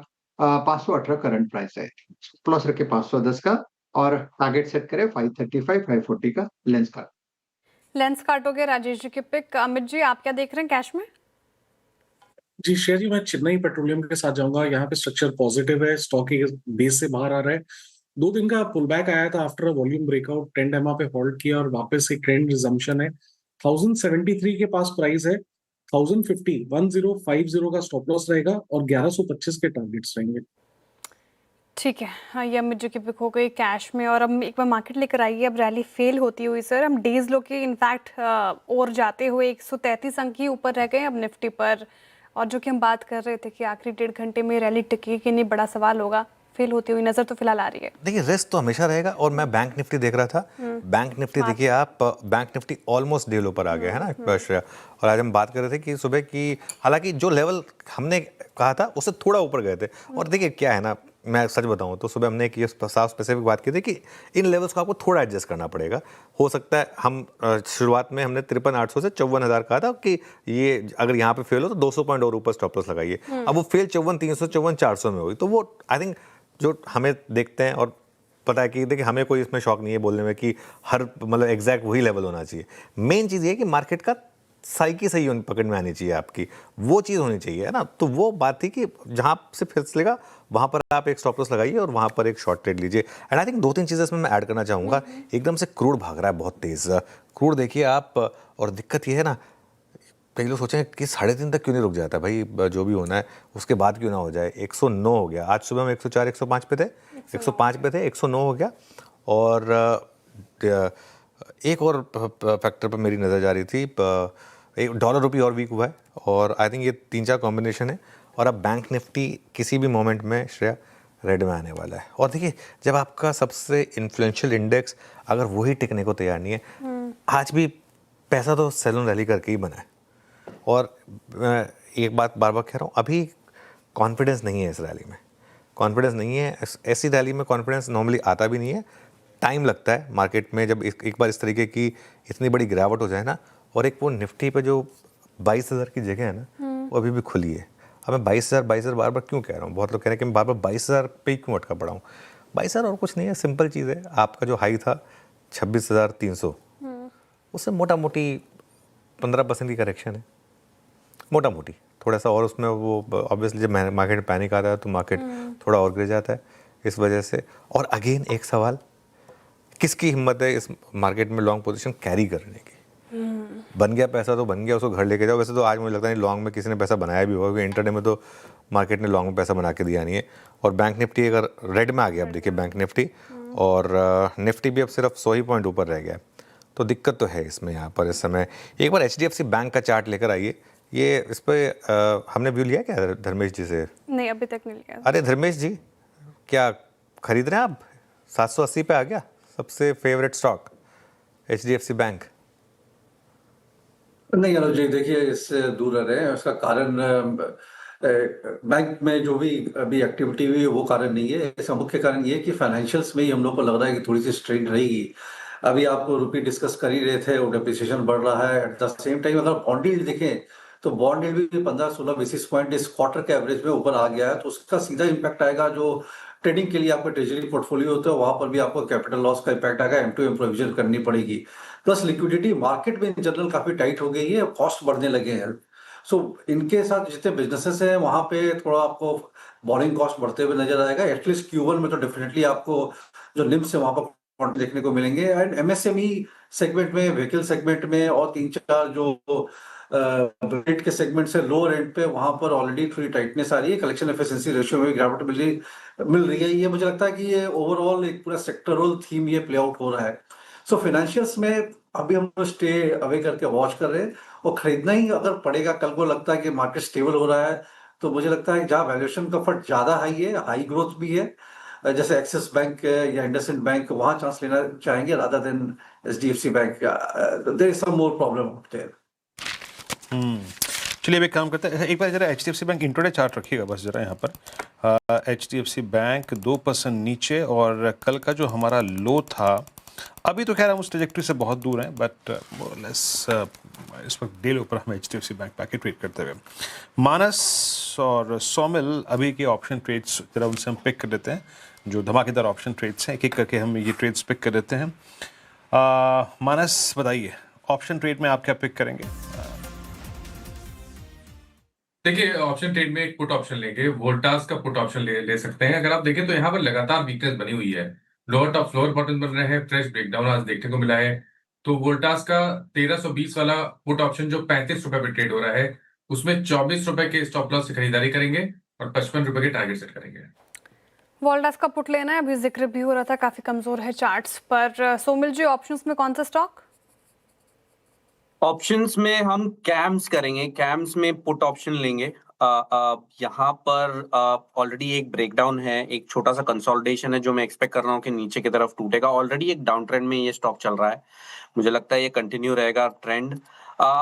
640 का स्ट्राइक प्राइस का पुट ऑप्शन लेंगे इसी मंथ की एक्सपायरी के लिए। इस समय चल रहा है 14.50 के आसपास। इसका स्टॉप लॉस रखेंगे हम 10 रुपए पे, और ऊपर में टारगेट होगा 25 का। ओके, अमित जी आप बताइए, आप क्या ट्रेड ले रहे हैं कैश ये धमाकेदार ऑप्शंस में? जी अनुज जी, मैं एचडीएफसी लाइफ के 620 के पुट ऑप्शन के साथ जाऊंगा। अगर आप एचडीएफसी लाइफ का चार्ट देखें तो यहाँ पे सस्टेन्ड वीकनेस बनी हुई है। एक दो दिनों का पुल बैक भी जो आया था, that has been sold into stock अपना 10 डेमा भी रिगेन नहीं कर पाया था। तो एचडीएफसी लाइफ का 620 का पुट ऑप्शन ट्रेड कर रहा है लगभग 8.25 रुपए पे। इसे बाय करें, स्टॉप लॉस रहेगा 4 रुपीज का और टारगेट्स रहेंगे 16 के। ओके, मीनवाइल ब्रेंट देखिए, अब आप ऑलमोस्ट वापस 110 के करीब आ गए। हम 109 तो क्रॉस कर ही चुके हैं और एकदम वापस तेज़ी से ब्रेंट फिर बढ़ रहा है, और ये थोड़ा सा मार्केट के लिए फिर दिक्कत बढ़ाता हुआ। खैर, एक स्टॉक है जो आज सुबह से, हालांकि ऑफ हाइज तो ये भी है, लेकिन टाटा पावर में तेज़ी है। आशीष से जानते हैं कि क्यों तेज़ी है यहाँ पर, हालांकि अब अपने हाई से काफ़ी नीचे हो चुका है। आशीष बताइए। देखिए, 15 साल पुराना केस है। दरअसल आप देखें तो बहुत बड़ी पॉजिटिव डेवलपमेंट और खबर यहाँ पर कंपनी के लिए निकल कर आ रही है। जो गुजरात सरकार के साथ इन्होंने पीपीए साइन किया है तकरीबन 4000 megawatt Mundra ultra mega power project के लिए, ये काफ़ी लंबे समय से अवेटेड है। और क्योंकि इस प्लांट के पीछे देखें तो टाटा पावर ने बहुत लंबा नुकसान भी झेला है। अब यहाँ पर अगर आप देखें तो जो रिवाइज्ड पीपी हुआ है, इसमें क्या हुआ है कि जो इंपोर्टेड कोल है, अगर वहाँ पर लागत बढ़ती है तो जो पर यूनिट जनरेटिंग कॉस्ट इनका जो बढ़ता जा रहा था, अब वो पीपीए के अंतर्गत पास ऑन कर पाएंगे, जो कि 15 साल पहले बहुत बड़ी हेडेक बनी हुई थी, बड़ा नुकसान यहाँ पर किया था। और इसी के साथ आप देखें तो माना जा रहा है कि अब इस पीपीए को बाकी के जो दूसरे राज्य हैं एज रेफरेंस ले सकते हैं। तो मिसाल के तौर पर आप देखें तो चाहे महाराष्ट्र है, राजस्थान, पंजाब या हरियाणा, यहाँ पर भी सेम मॉडल पर पीपीए साइन हो सकते हैं, तो कंपनी के लिए और बड़ा पॉजिटिव हो जाएगा। दरअसल मैं आपको बताऊं तो 15 साल पहले जब इस पावर प्लांट की शुरुआत हुई थी, तब इंडोनेशिया सरकार ने कोल की जो एक्सपोर्ट है इस पर थोड़े से आप देखें तो नियमों में बदलाव कर दिया था, तो नुकसान लगातार हो रहा था। इनफैक्ट आप देखें तो 9 मंथ FY26 में 800 से 1000 करोड़ के आसपास का नुकसान इसी पावर प्लांट पर देखने को मिला। लेकिन अब ये जो पीपीए साइन हो गए ये कंपनी के फेवर में है, और इसी के चलते देखें तो आज तो दिन के दौरान ऑलमोस्ट 5% तक की तेजी थी। अब ये स्टॉक ऑफ हाइज है। ओके, तो टाटा पावर पे ये व्यू हो गया, अपडेट समझ लिया हमने। शुक्रिया आशीष जानकारी के लिए। और टाटा पावर आज अच्छी खबर के बलबूते चला, हालांकि क्योंकि मार्केट ने भी बढ़त गवाई तो टाटा पावर भी ऊपरी स्रोत से थोड़ा फिसलता हुआ। लेकिन एनर्जी बास्केट में अच्छी तेजी, एक बार कोल इंडिया रखिएगा स्क्रीन पर, ये लगातार 3% की तेजी के साथ अभी तक कर रहा है कारोबार, और 6 महीने में, 1 महीने में इनफैक्ट अगर आप देखें तो 11% से ज़्यादा के रिटर्न्स दिए हैं कोल इंडिया ने। जब मार्केट वीक था तब भी कोल इंडिया स्ट्रॉन्ग परफॉर्मेंस दिखा रहा था। तो राजेश सातवते जी, कोल इंडिया आज के सत्र में इसको फिर से चेज करें, 466 पे कर रहा है कारोबार। श्रेय जी देखिए, लेके जाना चाहिए जिस तरह से यहाँ पे लॉन्ग बिल्टअप है, जिस तरह से ये मोमेंटम दिखा रहा है। सबसे बड़ी बात है जो रनिंग करेक्शन है, it has landed exactly on 10 DMA और 10 DMA से पलटा है।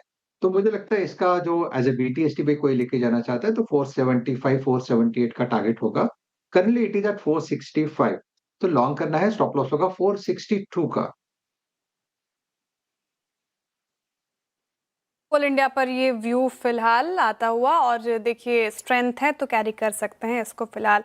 कुछ और काउंटर्स इनफैक्ट देखेंगे। अच्छा, फार्मा स्पेस लेकर आइए, और फार्मा में अगर आप देखें तो स्ट्रेंथ है आज के सेशन में, लगभग 1.5% के करीब करीब इंडेक्स चढ़ता हुआ अभी भी डेज हाई पर है। लॉरस, ग्लेनमार्क और फार्मा में अच्छी तेजी, 3% से ज़्यादा, इनफैक्ट 4% के करीब करीब ये सारे स्टॉक्स चलते हुए। एक और खबर समझ लेते हैं। देखिए, फार्मा कंपनियों के लिए बेहद पॉजिटिव खबर है, और डायबिटीज़ और वजन घटाने की जो ब्लॉकबस्टर दवा सेमाग्लूटाइड, जिसकी चर्चा हम लगातार करते रहते हैं, उसका पेटेंट आज खत्म हो रहा है, और भारतीय कंपनी अब इसका जेनरिक वर्जन लॉन्च कर सकती है। उस दवा का कितना बड़ा बाजार है और भारतीय कंपनियों की क्या तैयारी है, इस पर पूरी रिसर्च लेकर आई हैं नुपुर। गुड आफ्टरनून, बताइए कितना पॉजिटिव ये इंडियन फार्मा कंपनीज के लिए? बिल्कुल, good afternoon. Indian pharma companies के लिए भी पॉजिटिव है, और जो डायबिटिक पेशेंट है और साथ ही साथ मोटापा कम करना चाहते हैं, उनकी भी दवाइयों की प्राइसेस जो है वो कम होते हुए दिखेंगे। काफ़ी दिनों से चर्चा में सेमाग्लूटाइन का जो पेटेंट है वो आज खत्म हो जाएगा। कल से जेनेरिक मार्केट जो है वो जो मार्केट है वहाँ पर दवाइयाँ लॉन्च होती हुई दिखेगी। जो जेनेरिक बाजार है वो कल से ओपन हो जाएगा। 40+ कंपनियाँ और साथ ही 50+ ब्रांड्स जो है वो ऑलरेडी तैयारी कर चुके हैं इस जेनेरिक वर्जन को लाने के लिए। सेमाग्लूटाइन एक्चुअली होता क्या है, पहले ये एक बार समझ लेते हैं। GLP-1 आधारित ये दवा होती है जो कि डायबिटीज़ और वजन घटाने में इस्तेमाल की जाती है। ग्लोबल लेवल पर तो इसकी डिमांड काफ़ी ज़्यादा है, लेकिन इंडिया में पेटेंटेड ही मिलती थी ये दवा, वो उसका पेटेंट आज खत्म हो जाएगा, और कल से जो जेनेरिक वर्जन है वो मार्केट में मिलना शुरू हो जाएगा। मार्केट साइज पर नजर डालें तो भारत का जो GLP मार्केट है उसमें लगातार तेजी होती हुई नजर आ रही है। अभी फिलहाल 1000 करोड़ के आसपास का है। 12 से 15 महीने में यही अनुमान लगाया जा रहा है। GLP-1 जेनेरिक दवा आने के बाद ये मार्केट जो है वो 5000 करोड़ का पहुंच जाएगा, और उसके बाद 9 से 10,000 करोड़ जाने की इसकी उम्मीद है। अब सबसे बड़ा फायदा जो होगा, जो इन्हें इस्तेमाल करता है उन लोगों के लिए होने वाला है, क्योंकि इसके जो दाम होंगे वो घटते हुए दिखेंगे, प्राइस इरोजन होते हुए नजर आएगा। अभी फिलहाल 8000 से 16000 की इसकी कीमत होती है पर महीना, वो कम होकर 3000 से 5000 हो जाएगी। शुरुआती गिरावट 50 से 70% का अनुमान है प्राइस इरोजन, और आगे चल के तो 90% तक का प्राइस इरोजन देखने को मिल सकता है। काफ़ी सारी कंपनीज ऑलरेडी कैप्चर करने के लिए तैयार है, बड़े टाइप्स ऑलरेडी हो चुके हैं। जाइडस लाइफ साइंसेज और लुपिन को मार्केटिंग और सप्लाई एग्रीमेंट के लिए टाइप कर चुकी है। एरिस लाइफ साइंसेज और नेटको फार्मा, आज नेटको ने ऑलरेडी अनाउंस किया कि कल वो शुरू कर देंगे अपना जेनेरिक वर्जन मार्केट में, जो पार्टनरशिप का इन्होंने टाइप किया है। नोवाडिक और एमक्योर फार्मा का भी टाइप हो चुका है, और सिप्ला ने भी MNC के साथ टाइप किया है। और कल से देखेंगे ऑलरेडी डॉक्टर रेड्डी, सन फार्मा, जाइडस और नेटको के जेनेरिक वर्जन मार्केट में अवेलेबल हो जाएंगे, और इसके बाद मार्केट में एंट्री लेंगे मैनकाइंड फार्मा, सिप्ला, टोरेंट और अल्केम लैब। तो काफ़ी पॉजिटिव खबर है। दवाइयों की कीमतें जो है डायबिटीज़ और मोटापा कम करने की, उसकी अब कम होती हुई दिखेगी। जी हाँ, बिल्कुल, बहुत बहुत शुक्रिया। और इसी प्रकार पूरे देश में खुशी की लहर, जन औषधि केंद्र में मिलेगी अब पतले होने की दवा, है अनुज? अभी इनफैक्ट एक बार एक काम करते हैं, फार्मा स्पेस पे एक राय ले लेते हैं। हालांकि इस पे थोड़ा सा वक्त लगेगा, आई मीन इस रेशनलाइजेशन प्रोसेस में, पर धर्मेश खैर ये तो विषय था ही, बट इस पूरे डाउन फेज में अभी तक एक हमारे पास थोड़ी सिक्योर थीम थी, वो थे हॉस्पिटल स्टॉक्स, CDMO, जेनरिक। तीनों थीम अगर आप देखें मोर लेस स्टेबल रही, वो प्राइस डैमेज नहीं था। आपके अनुसार लॉजिकल हाइडिंग पॉइंट क्या है इसमें से, फार्मा में अगर आपको कुछ पिक करना हो तो?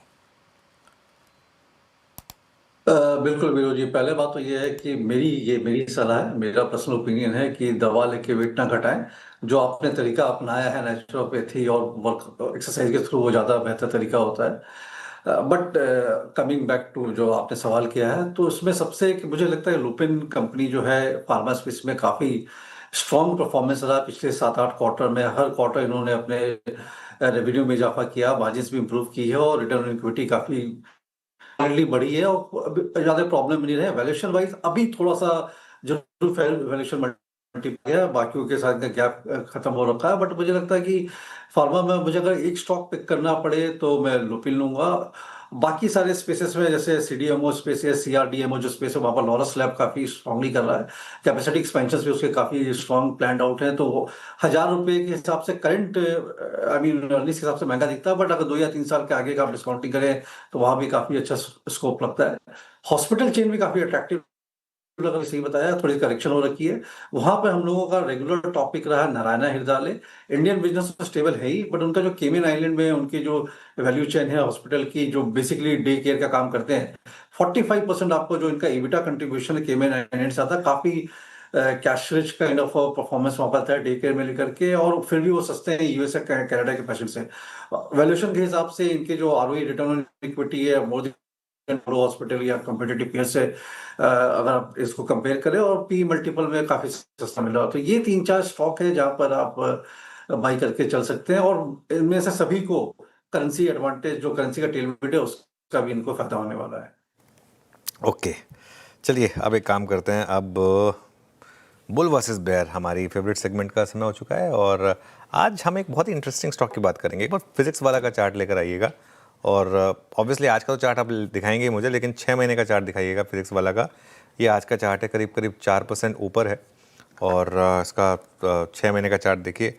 अगेन एक ऐसा स्टॉक जो अपने हाई से करीब करीब 42% के करीब नीचे आया है।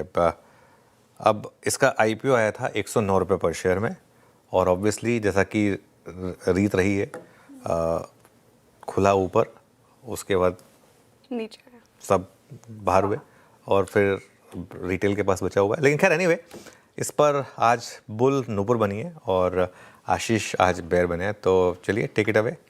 बिल्कुल सर, कहानी काफ़ी इंटरेस्टिंग है। हालांकि परफॉर्मेंस स्टॉक की इतनी खास नहीं रही है पिछले कुछ समय में, लेकिन प्रमोटर विजनरी रहे। एग्जैक्टली 10 साल पहले 2016 में उन्होंने शुरुआत की थी, यूट्यूब चैनल से फिजिक्स पढ़ाना शुरू किया था, और काफ़ी इंटरेस्टिंग स्टोरी रही है। हाल फिलहाल में उनकी एक वेब सीरीज़ भी आई है नेटफ्लिक्स पर, और वो काफ़ी इंटरेस्टिंग रहती है जब वो बच्चों से बात करते हैं, और मजबूत एग्जीक्यूशन के साथ उन्होंने अपना जो ब्रांड बनाया फिजिक्स वाला Tier 2 और Tier 3 सिटीज़ में, वो हर एक बच्चा जानता है। कुछ ही दिनों पहले आपने मुझे एक बात कही थी कि ये स्टॉक तो बच्चा जानता है। सही कहा था आपने, फिजिक्स वाले स्टॉक को या फिजिक्स वाले की जो क्लासेस है उसको हर एक बच्चा जानता है। बच्चा जानता है। नेटफ्लिक्स की सीरीज़ आ गई, बहुत बढ़िया, यूट्यूब पे वीडियोस हम एंजॉय कर लेंगे, लेकिन स्टॉक में मज़ा नहीं है। 50% के आसपास, 40% प्रिसाइजली बताएं, गिरावट यहाँ पर देखने को मिल रही है।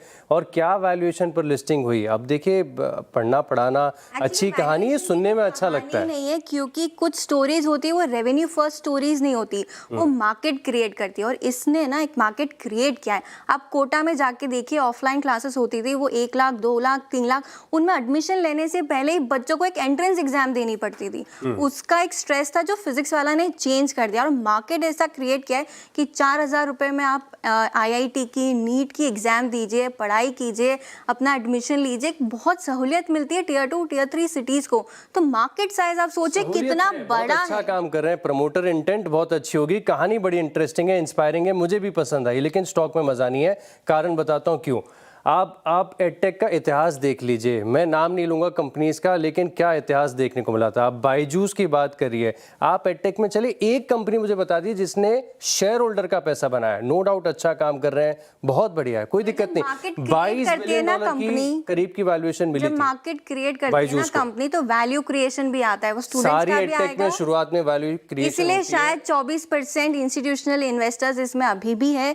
हालांकि प्रमोटर्स के पास 72% की होल्डिंग है। इंस्टीट्यूशनल इन्वेस्टर्स के पास बहुत पैसा होता है ना, वो अपनी पूरी होल्डिंग का 1-1.25% लगा देते हैं, हम खुश हो जाते हैं उसमें। लेकिन यूजर्स की बात करते हैं, नंबर्स पे आ जाते हैं आशीष, और नंबर्स आपको क्लियर पिक्चर दिखाएंगे। पिछले क्वार्टर में इनके जो यूजर्स है उसमें 31% की ग्रोथ हुई थी, रेवेन्यू में 31% की ग्रोथ हुई थी। ऑफलाइन चैनल स्टार्ट कर रहे हैं, बहुत अच्छा सपोर्ट मिलेगा उससे। दिक्कत है ना, आपने शुरुआत की थी IPO के समय आए थे, या फिर उससे पहले जितनी कहानी थी पूरी ऑनलाइन असेट लाइट मॉडल की थी, सैटेलाइट क्लासेस की थी। अब आप वेंचर कर रहे हैं फिजिकल में भी, तो ये अब कहीं ना कहीं आप देखिए डिविएशन नहीं है स्ट्रैटेजी में। लेकिन कंपनी एक और इंटरेस्टिंग चीज कर रही है कि एआई का जमाना है, तो वो टच भी अपने यूट्यूब वीडियोस में लेके आ रही है, जो कि पॉजिटिव होने वाला है इस कंपनी के लिए। कैसे पॉजिटिव हो जाएगा? अगर कोई कॉन्सेप्ट सीखना है मुझे, मैं चैट जीपीटी में प्रॉम्प्ट दे दूंगा, जेमिनी को पूछ लूंगा। लेकिन टीचर तो वही होता है ना जो आपको पढ़ाए, और स्टूडेंट की वैल्यू बढ़ेगी तो अल्टीमेटली वो स्टॉक के परफॉर्मेंस में बिजनेस मोड के बारे में बता रहा हूँ कि इसमें ऐसा कुछ इंटरेस्टिंग ऐसा नहीं है जो दूसरा कोई रेप्लिकेट नहीं कर सकता, इसमें डिसरप्शन नहीं हो सकता। क्लाउड के एआई कोई एक एआई टीचर नहीं आ सकता आपके पास। आप सोचिए, आपके पूरे न्यूज़ एंकर एआई बन जाते हैं। आशीष, जब आप किसी कस्टमर सर्विस पे कॉल करते हो और एआई बॉट आपको परेशान करता है तो आप कितना इरिटेट होकर फोन रख देते हो, और जब अगर टीचर एआई हो जाएगा तो बच्चा कितना इरिटेट होगा, आप खुद सोचिए। पर ये सब छोड़िए, विजनरी प्रमोटर होगा ना तो बिजनेस कैसा भी हो वो बना के ही देता है। जोमेटो को देख लीजिए, दीपेंद्र गोयल जी का एक विजन था, जोमेटो बना, आज उनका विजन कहीं और है तो शायद वो एक इम्पैक्ट दिख रहा है, लेकिन इस प्रमोटर का विजन है, अलक पांडे जी ने विजन है, 10 साल हो गए और एक मोट बनाया है इसने। मोट नहीं बनाया, क्योंकि आप देखिए नंबर्स में मजा नहीं आता। एक तो नेट मार्जिन इनके कम है, बाकी आप क्वार्टर दर क्वार्टर आप देखें तो इनके मुनाफे के आंकड़े कैसे कमजोर साइड पर देखने को मिल रहे हैं। अगेन मैं कहूँगा ऐसा कुछ नहीं है जो एआई से डिसरप्ट नहीं हो सकता, और शायद इसी के चलते स्टॉक अगर आप देखें तो 40% तक नीचे है, वैल्यूएशन काफ़ी ज़्यादा हाई है, और ये सेक्टर बड़ा खतरनाक है। हाल ही में आप देखें तो इन्होंने K-12 में वेंचर किया था, और ये तो मार्केट को बिल्कुल नहीं पसंद। आपको याद होगा कोविड में आया था व्हाइट हैट जूनियर, बच्चों को सिखाएंगे कोडिंग, कहाँ गई कंपनी? ओके, काफ़ी इंटरेस्टिंग और स्ट्रॉन्ग डिबेट रही है ये नुपुर और आशीष के बीच में, लेकिन हमारे दर्शकों के लिए एक जानकारी की बुल वर्सेस बेयर में ऐसे एक इंटरेस्टिंग चीज़ होगी, अंपायर स्टेक होगा, और अंपायर स्टेक अनुज जी बताएंगे, सर बताएंगे। अब बताइए सर, क्या टेक है? स्टूडेंट्स के लिए काफ़ी अच्छा, लेकिन क्या ये इन्वेस्टर के लिए अच्छा है? नहीं, देखिए बात ना दोनों ने सही कही है। वैसे नूपुर ने जो बात कही ना, अब मैं जैसे अगर जोमेटो पे ऑर्डर करूँ और वो एआई आ जाता है ना, मैं बहुत इरिटेट हो जाता हूँ, बहुत ज़्यादा। मैं तो उस पर लिखना शुरू कर देता हूँ, escalate to human, escalate to human, escalate to human. Finally वो एस्केलेट हो जाता है, उसको लगता है कि नहीं ये तो हमारी नहीं सुनने वाला, तो इसके लिए तो वो खैर हो जाता है। देखिए मैं जब बहुत छोटा था तब मेरे बड़े भैया, मेरे दोनों बड़े भाई आईआईटी गए थे, दोनों आईआईटी कानपुर में रैंक होल्डर्स थे, तो एक्सपेक्टेशन मुझसे भी थी, वो खैर हो नहीं पाया। लेकिन मैं इसलिए बता रहा हूँ क्योंकि मैंने देखा है अपने घर में, वो तब ब्रिलियंट ट्यूटोरियल्स करके हुआ करता था। उसके बाद फिर फोरम 4 IIT जी हुआ, ये सब हुआ। कोटा फैक्ट्री आपको पता ही है कितनी वो फेमस वो हुई थी, सीरीज़ हुई थी, और उसमें कहीं ना कहीं एक वो फैक्ट्री बन गई थी लिटरली। इसमें कोई डाउट नहीं है कि अब इस कंपनी पर ना व्यू लेना थोड़ा मुश्किल है ऑनेस्टली मेरे लिए, फिजिक्स वाला। पर ये सही है कि एडटेक कंपनियों की जो गिरावट है उसमें ये कंपनी बची है, जो भी गिरावट आई है उसमें ये कंपनी बची है। लेकिन अभी भी लॉन्ग टर्म प्रॉफिटेबिलिटी पर मुझे थोड़ा डाउट है, और एक रिस्क रहेगा कि जो पहले के एडटेक कंपनीज थे उसी डायरेक्शन में ये भी जाए। लेकिन हो सकता है कि इस पर थोड़ा फर्क हो। दिल से मैं चाहूँगा कि सक्सेसफुल हो, क्योंकि है ना, लेकिन कुछ समय के लिए ट्रेडिंग स्टॉक रहेगा। इसे मैं कोर पोर्टफोलियो का हिस्सा नहीं मानूंगा। अगर मैं एक फाइनल वर्डिक्ट दूँ ना, तो इस तरीके से देखिए कि फिजिक्स वाला अपनी क्लास में टॉपर है, लेकिन स्टॉक मार्केट का टेस्ट अभी चल रहा है। इसको मैं इस तरीके से कहूँगा। नुपुर, आशीष, शुक्रिया ये पूरी की पूरी जानकारी हमारे सामने रखने के लिए। और वीरू भी कुछ कहना चाह रहे हैं एक्चुअली। नहीं, खैर फिजिक्स वाला का एप्पल अभी गिरा हुआ है अनुज, आई होप उठे ये, है ना कभी तो अगर आप देखें तो उठेगा ये। बट एक बात है अनुज, दो पर्सपेक्टिव से बात करते हैं यहाँ पे। Education space as a wealth creator अब तक कभी नहीं साबित हुआ। आई मीन जब हमने अपना करियर स्टार्ट किया था, कंपनी आई थी रिकॉम सॉल्यूशंस, आपको याद होगा, शांतनु प्रकाश जी, अब तब से लेके अब तक, है ना। दूसरी बात, दो चीज़ है इस बातचीत का दूसरा अंश भी है कि ये पिछले 5 साल हमें मुड़ के देखने को मजबूर कर देंगे कि भैया प्रमोटर कब आए, किस अवस्था में आए, किस प्राइसिंग पे आए, और अल्टीमेटली इन्वेस्टर्स के यहाँ चले। नहीं, बिल्कुल ये तो है, आपने बिल्कुल सही बात कही कि इस स्पेस में पैसा नहीं बना है। लेकिन ज़रूरी नहीं है कि अब तक नहीं बना तो आगे भी नहीं बनेगा, तो इसके लिए। लेकिन हाँ, हिस्ट्री तो आपके फेवर में नहीं है। जैसे आपको याद है जब इंडिगो के टाइम पे बोलते ना कि किसी एविएशन कंपनी ने पैसा नहीं बनाया, लेकिन इंडिगो ने बना के दिया। तो लेट्स सी, देखिए at the end of the day सारी की सारा जो मामला है वो प्रॉफिटेबिलिटी का है। स्टॉक एक बार अनलिस्टेड मार्केट में ये सब चीज़ें चल जाती हैं आपकी, एक बार आप लिस्ट हो जाते हैं उसके बाद सारा का सारा मामला आ जाता है कि आप प्रॉफिटेबिलिटी कर रहे हैं या नहीं कर रहे हैं। खैर एनीवे, डिबेट अच्छी रही। शुक्रिया आशीष और नुपुर इस पूरी डिबेट के लिए। मीनवाइल मार्केट में एक बहुत इंटरेस्टिंग मूव आया पिछले कुछ मिनटों में।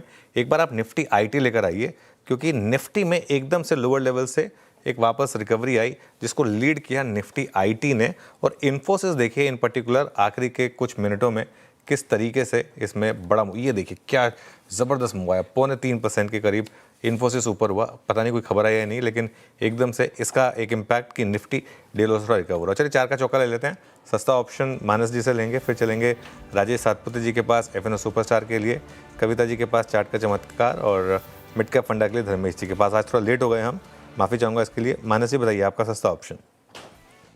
तो देखिए सस्ता ऑप्शन के लिए फार्मा स्पेस पे ध्यान है। लुपिन जिसने अपने 10-22 मूविंग एवरेज को रीगेन कर लिया है, उसके कॉल ऑप्शन में खरीदारी करनी है। 2320 का कॉल ऑप्शन 37 रुपए के आसपास ट्रेड हो रहा है, वहां पर खरीदारी करेंगे 24 के स्टॉप लॉस से 60 रुपए के टारगेट के लिए। ल्यूपिन हो गई ये कॉल सस्ता ऑप्शन में मानस जी की। राजेश सातपुते जी आपका एफएनओ सुपरस्टार। शायद देखिए मैं सेल साइड का ट्रेड लूंगा। मुझे दोनों ये वीक लग रहा है, वोल्टास, हेवल्स, ब्लू स्टार, ये काफी वीक लग रहा है। तो इसमें से ब्लू स्टार देखिए, मुझे लगता है ब्लू स्टार अप्रोच कर रहा है 1650 तक। जो इसका रिसेंट बॉटम था वो 1650 के आसपास था, वो इट इज हेडिंग टुवर्ड्स 1650। तो ये सेल साइड का ट्रेड होगा। स्टॉप लॉस होगा करीबन 1730 का। ओके, ये हो गया राजेश जी का ट्रेड। कविता जी आपका ट्रेड क्या रहेगा चार्ट का चमत्कार? तो धीरेन जी शॉर्ट साइड ही होगा, और रियलिटी से मुझे लगता है डीएलएफ पर फर्दर प्रेशर बनता हुआ दिख सकता है। 541 के लेवल पर अभी ट्रेड करते हुए दिख रहा है। डाउन साइड ओपन दिखती है 530 525 के लेवल की तरफ। सो स्टॉप लॉस मेंटेन करें 550 का and go short on DLF. Okay, DLF यहाँ पर शॉर्ट है चार्ट के चमत्कार में कविता जी की तरफ से। मिड कैप फंडा धर्मेश जी आपका। जी देखिए, मिड कैप फंड के लिए वेल्सपन कॉर्पोरेशन पर बाई करने की सलाह रहेगी। बेसिकली ये पाइप बनाने का काम करती है कंपनी मेजरली, जहाँ पे एलआई और डीआई पाइप का काम होता है। इंडिया में बहुत बड़ा कारोबार है, यूएस में इनका बहुत बड़ा कारोबार है। ऑलमोस्ट 40% के आसपास के रेवेन्यू यूएस से जनरेट होता है, और थोड़ा इनका एक्सपोजर मिडिल ईस्ट में भी है। 2 दिन पहले ही मेरी इनके मैनेजमेंट कंपनी से बात हुई थी, तो मिडिल ईस्ट में अभी तक जो भी ये समस्या चल रही है उससे इनको कोई फर्क पड़ा नहीं है, और इनका मानना है कि आने वाले 1-2 महीने तक भी इनको फर्क पड़ेगा नहीं। उसके बियॉन्ड अगर वॉर का एक्सटेंशन होता है तब जाके हो सकता है इनको 2 या 5% के आसपास का प्रॉब्लम आए। तो उस हिसाब से लगता है मुझे, मेरे हिसाब से स्टॉक पे काफी अच्छा करेक्शन हो रखा है। और ये जो पाइप है आपको चाहे वाटरवेज में हो या ऑयल सप्लाई करने में, दोनों में काम आती है। इनफैक्ट कल को मिडिल ईस्ट में बहुत बड़ी अपॉर्चुनिटी खुल सकती है जब ये रिस्टोरेशन और रिकंस्ट्रक्शन का काम चालू होता है। साले वाइडलिंग्स हैं, जितने भी रिफाइनरीज है वहाँ पे इनके ही पाइप लगेंगे। तो मुझे लगता है कि 800-810 पे काफी अट्रैक्टिव वैल्यूएशन मिल रहा है। FY28 के नंबर्स जो हम लोगों के हैं उसके हिसाब से 10 के पी मल्टीपल पर ये ट्रेड कर रहा है। 1100 का हम लोग का 1 ईयर का प्राइस टारगेट है। तो करंट भाव पे या गिरावट आए तो वहां पर खरीदारी करने की सलाह रहेगी, और 1100 के प्राइस टारगेट के लिए से आप 1 साल के नजरिए से होल्ड कर सकते हैं। ठीक है, वेल्सपन कॉप 1 साल के नजरिए से रहेगा रडार पर। खरीदारी की राय फटाफट से लेकर आइए। रिकैप 4 का चौका का हमने शुरुआत की सस्ता ऑप्शन के साथ मानस जी की तरफ से आया। ल्यूपिन 2320 का कॉल लेना है, 60 का टारगेट, 24 का स्टॉप लॉस।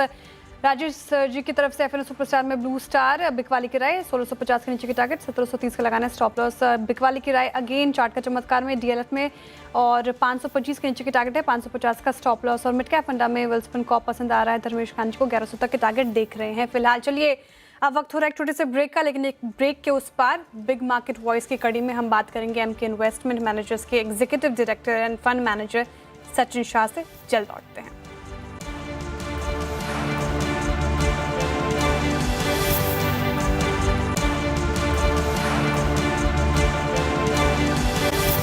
ब्रेक के बाद कार्यक्रम में आप सभी का फिर से स्वागत है। चलिए अब बातचीत करते हैं बिग मार्केट वॉइसेस की कड़ी पे। आवाज़ में आज हमारे साथ हैं Sachin Shah, executive director and fund manager Emkay investments के। सचिन नमस्कार, कार्यक्रम में स्वागत है। अभी तक इस वॉर जोन में हम कोई भी स्थिरता नहीं देख रहे हैं, and frankly speaking at time crude at 110 105 शायद बाजार खोज भी ना पाए। आपका टेक क्या है? आप लोग कैसे अप्रोच कर रहे हैं अपनी लिक्विडिटी को? मतलब करना क्या चाहिए इन प्राइसेस पे? रीसेंट हाई से सब्सटेंशियली प्राइस डैमेज हो चुका है। आप इसी वॉर जोन में ओएमसीज को देखिए, आप इसी वॉर जोन में एलएनटी को देखिए, जिनका सीधे अगर आप देखें सरोकार है इस घटनाक्रम से। कैसे अप्रोच करना चाहिए मार्केट को, स्पेशली वो लोग जो थोड़ा लिक्विडिटी पे बैठे हुए हैं? क्या अप्रोच रखें? हाँ, थैंक यू सो मच। या आपका बात सही है कि ऑलमोस्ट 2 हफ्ते से ज़्यादा हो गया इस वॉर को। शायद बहुत कम लोगों ने सोचा था कि इतना लंबा ये वॉर चलेगा। वो हिसाब से क्लियरली, और उसका रिएक्शन भी हमको मार्केट में देखा है ये 2 हफ्ते में। ये वीक भी I think last 1 week itself market were down 5.5%, and yesterday also we saw a sharp fall of almost 3%, 3.5% का फॉल था। सो क्लियरली मार्केट में वो एक वीकनेस सेंटिमेंट तो है ही, उसमें कोई डाउट नहीं है। बट जो आपने स्पेसिफिक क्वेश्चन पूछा है कि अगर इन्वेस्टर्स है और उनके पास अभी लिक्विडिटी अवेलेबल है, तो हमें हमें हमारा ये स्ट्रॉन्ग मानना है कि at this point in time जो ब्लू चिप्स है वहाँ पे वैल्यूएशंस बहुत ही रीजनेबल हो चुके हैं। और दूसरा हमने ये भी देखा है कि इसके पहले आप देखेंगे जब भी इस तरीके जियोपॉलिटिकल टेंशन्स हुए हैं, या फिर इवन जब कोविड हुआ था, ऐसे जब भी ग्लोबल मैक्रो चैलेंजेस हुए हैं और मार्केट्स में शार्प करेक्शन हुआ है, तो उसके नेक्स्ट 1 साल 2 साल 3 साल में returns have been actually very very good. Clearly ये ट्रैक रिकॉर्ड रहा है। तो जो हिसाब से अभी ब्लू चिप्स के भी भाव काफी गिरे हैं, हमें लगता है कि this is actually a good time to actually increase allocation to equities. Okay Sachin ji, good afternoon. आपने जैसा कि कहा कि जब ऐसे शार्प करेक्शन आई तो उसके बाद 2-3 साल में मार्केट ने अच्छे रिटर्न्स दिए हैं, तो इस गिरावट में आपने क्या फ्रेश बाई किया है या फिर कहीं एक्सपोजर बढ़ाया है? नहीं, सो जनरली हम लोग जो इवन बिफोर दिस वॉर हम लोग जो ओवरवेट थे, जैसे प्राइवेट सेक्टर बैंकिंग है, ऑटो है, ओवरऑल फाइनेंशियल्स है, या फिर फार्मास्यूटिकल सेक्टर है, ये जो भी सेक्युलर ग्रोथ सेक्टर्स है, यहाँ पर हमें अभी भी लग रहा है कि वैल्यूएशंस इनफैक्ट और रीजनेबल हो चुके हैं। यहाँ पे जो अर्निंग्स ग्रोथ आने वाले हैं नेक्स्ट 12 to 24 मंथ्स में, ऑफ कोर्स ये वॉर के कारण जो भी थोड़ा बहुत इम्पैक्ट होगा 1-2 क्वार्टर के लिए वो होगा 100%, उसमें कोई डाउट नहीं है। But if I have to take the next 12 to 24 months, हमें अभी भी काफी कॉन्फिडेंस है कि इस सब में अर्निंग्स ग्रोथ काफी अच्छे आएंगे। So we continue to believe in this secular sectors. अच्छा, ये लाजमी है कि ये बैंक्स जहाँ पे घटनाक्रम हुआ, जहाँ पे शीर्ष मैनेजमेंट चेयरमैन साहब एक टिप्पणी करते हुए बैंक को विदा कह गए, है ना।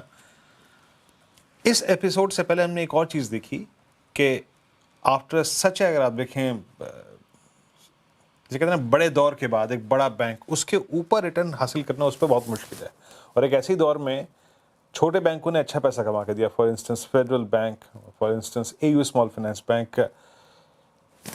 एक धड़ा ये भी था कल जो बाजार में कह रहा था कि नहीं साहब जनाब, इस डिप को बाय करना चाहिए, इनके रेजिग्नेशन के पीछे कोई मटेरियल फैक्ट नहीं है। आप किस लॉबी में बैठे हुए हैं? आपको क्या लगता है, अभी इसको अवॉइड करें, अभी छोटे बैंकों पे फोकस करें, पीएसयूज पे ही फोकस करें जिन्होंने वाकई पिछले 1 साल में अच्छा पैसा बना के दिया है? बैंक्स को आप कैसे अप्रोच कर रहे हैं? हमें लगता है कि ये जो टॉप की प्राइवेट सेक्टर बैंक्स है, ये बहुत ही स्ट्रॉन्ग पोजीशन में है, क्योंकि आप देखिए एक फाइनेंशियल सर्विसेज का जो बिजनेस है, यहाँ पे एक साइज बहुत मैटर करता है over a longer period of time. अगर 3 साल 5 साल का सोचते हैं तो इनकी जो साइज होती है ये इटसेल्फ इनको एक बहुत बड़ा एडवांटेज देती है to grow the business, to get the to earn the respect and the trust of the customers। इस साइज से बहुत ही बड़ा इनको एक एडवांटेज है। सेकंड जो एक बहुत बड़ा एडवांटेज जो मैं देखता हूँ, जो आज की जो करंट टाइम्स है, वहाँ पे टेक्नोलॉजी में इन्वेस्टमेंट एक बहुत कंपलसरी चीज हो चुकी है। तो बिकॉज इन बड़ी बैंक्स की जो साइज है, इनके लिए अगर साल का 1000-2000 करोड़ टेक्नोलॉजी में इन्वेस्टमेंट करना है, क्योंकि इनके प्रॉफिट्स ही है 50,000 to 1 लाख करोड़ के बीच में, तो उनके लिए कोई बड़ी बात नहीं है। और क्योंकि ये लोग टेक्नोलॉजी में इतना इन्वेस्ट ऑलरेडी कर रहे हैं और करते रहेंगे, इनके कारण ये लोग बाकी बैंक से बहुत आगे निकल जाएगी। क्योंकि आज आपके असेट साइड पे जहां पे आपको लोन देना है, particularly on the retail side, और आपकी जो लाइबिलिटीज है जहां पे आपके डिपॉजिट्स है, कस्टमर्स दोनों साइड पे इन्होंने पूरा टेक्नोलॉजी एम्ब्रेस कर चुके हैं। आज आप देख लीजिए कहीं पर भी हर एक चीज, अगर आपको फूड भी मंगाना है तो आप टेक्नोलॉजी करते हैं, आपको मेकअप मंगाना है तो भी आप टेक्नोलॉजी यूज करते हो। इसी तरह सारे फाइनेंशियल सर्विसेज भी पूरे टेक्नोलॉजी रिलेटेड अभी कस्टमर्स ने पूरा एम्ब्रेस कर चुके हैं।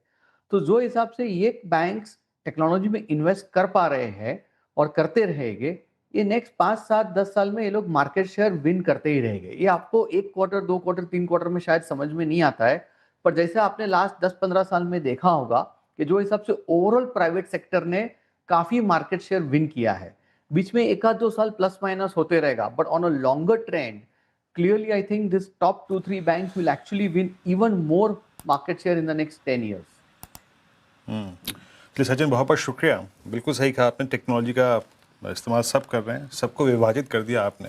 अनुज, मुझे और श्रेया को फूड और मेकअप का सामान सब कुछ आ सकता है। बहुत बहुत शुक्रिया। थोड़ा सा समय का अभाव है तो मैं इस चर्चा को थोड़ा सा छोटा ही रखूँगा। और have a nice weekend Sachin. Anuj के पास चलते हैं और चलते हैं आज की रणनीति पे। Anuj, finally we are at day low, तो जो वो एक टेल विंड था क्रूड का, वो फाइनली अगर आप देखें जो हेडविंड था आपके सामने फॉरेक्स का, है ना, बाजार ने कहा जनाब मेरे बस की नहीं है अभी फिलहाल, और वो फ्राइडे फैक्टर क्या कहेंगे?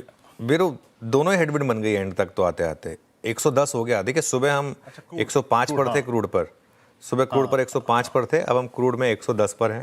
और इसमें आप जोड़ दीजिए डॉलर रुपी को, डॉलर रुपी देखिए आप किस तरीके से गिरा है आज। ठीक है, आप ये कह सकते हैं कि ये मोर और लेस कल वाली ही डिक्लाइन जो हमने प्राइसिंग की, लेकिन फिर भी 1 रुपया निकल जाना एक ही दिन में 1% मायने रखता है ना। देखिए मेरा व्यू ये रहेगा कि पोजीशन कोई भी कैरी ना करें अनलेस आपके पास शॉर्ट है और आप कैरी कर रहे हैं। अगर वो 24,800 से वो वाला आप शॉर्ट कैरी कर रहे हैं, जो बहुत कम ही लोग कर पाए होंगे क्योंकि बीच में एक बड़ी रैली भी हुई थी, तो मैं उसमें भी बहुत ज़्यादा वो व्यू नहीं रखता हूँ। बहुत कम लोग हैं जो इतनी हिम्मत रख पाते हैं, इतनी काउंटर ट्रेंड रैली में टिक पाते हैं। तो अगर आपके पास वो शॉर्ट है तो बने रहें। बाजार का टेक्सचर सेल ऑन रैली का है और अभी भी लेकिन डिसाइसिव मूव अपसाइड पे नहीं है मार्केट का। कुल मिलाकर ट्रेंड जो है वो अभी भी नेगेटिव है इस बाजार का, और ये अब अनुमान लगाना मुश्किल है कि क्रूड 100 जाएगा या 120 जाएगा। हम 110 पे बंद हो रहे हैं यहाँ पर। मंडे मॉर्निंग हम 100 पे खुलेंगे, 120 पे होंगे, नोबडी नोज। 100 गया तो बड़ी रैली होगी, 120 गया तो बड़ी गिरावट होगी। अब किसी को नहीं पता, किसी को, और किसी को से मतलब किसी को, तो ऐसे में क्या ही व्यू ले पाएंगे आप मार्केट में। तो इसके लिए मैं थोड़ा सा इस समय वेट एंड वॉच रहूँगा। अनलेस आप पोजिशनली शॉर्ट हैं, इन दैट केस आप कैरी कर सकते हैं।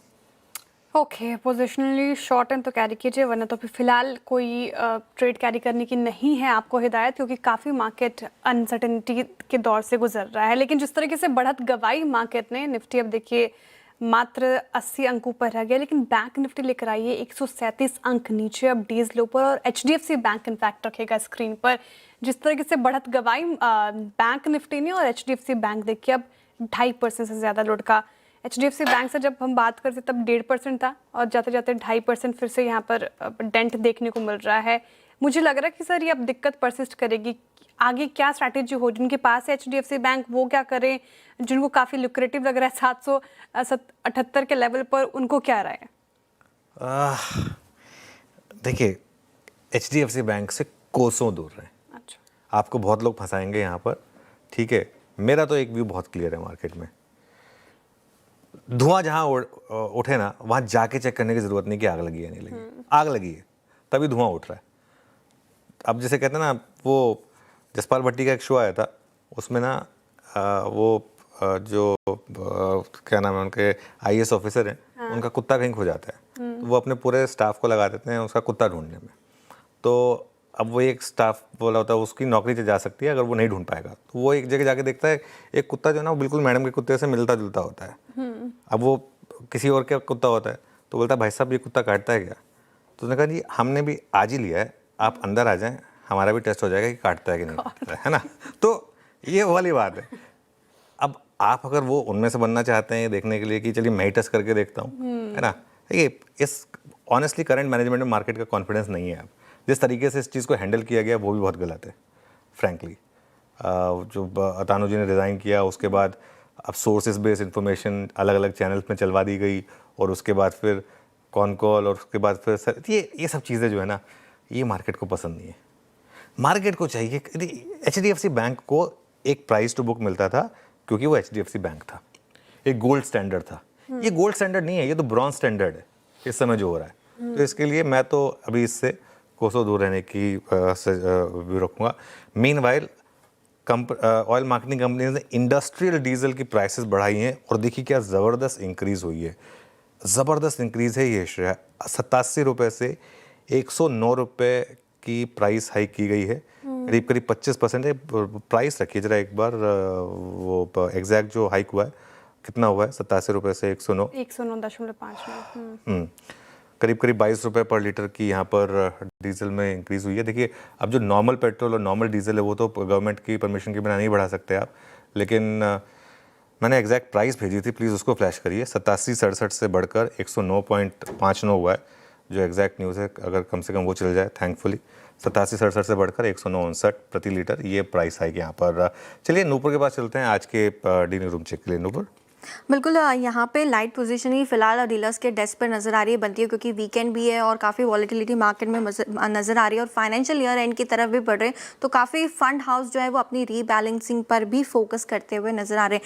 लेकिन इसके बीच LTM पर आपको नज़र रखनी चाहिए। यहाँ पर जो है फ्रेश शॉर्ट सेलिंग नज़र आ रही है, शॉर्ट्स बनते हुए नज़र आ रहे हैं, क्योंकि हो सकता है जो अर्निंग एस्टिमेट निकल कर आए यहाँ पे वो कमज़ोरी की तरफ आते हुए दिखे, तो यहाँ ये स्टॉक फोकस में। और दूसरा स्टॉक है सेलो वर्ल्ड, यहाँ पे खबरें निकल के आ रही है, हो सकता है प्रमोटर जो अपनी स्टेक को है वो पे डाउन करे, वो वहाँ पे बेचता हुआ नजर आए, इसीलिए आज स्टॉक इतना बजिंग है। और पिछले एक महीने में यहाँ पे लगातार 3 से 4 प्राइवेट इक्विटी के साथ उन्होंने वार्तालाप भी की है, तो हर्ड ऑन स्ट्रीट है कि हो सकता है प्रमोटर यहाँ पे अपनी स्टेक बेच सके, जिसके चलते स्टॉक आज डीलर्स की लिस्ट पे आते हुए दिखा है।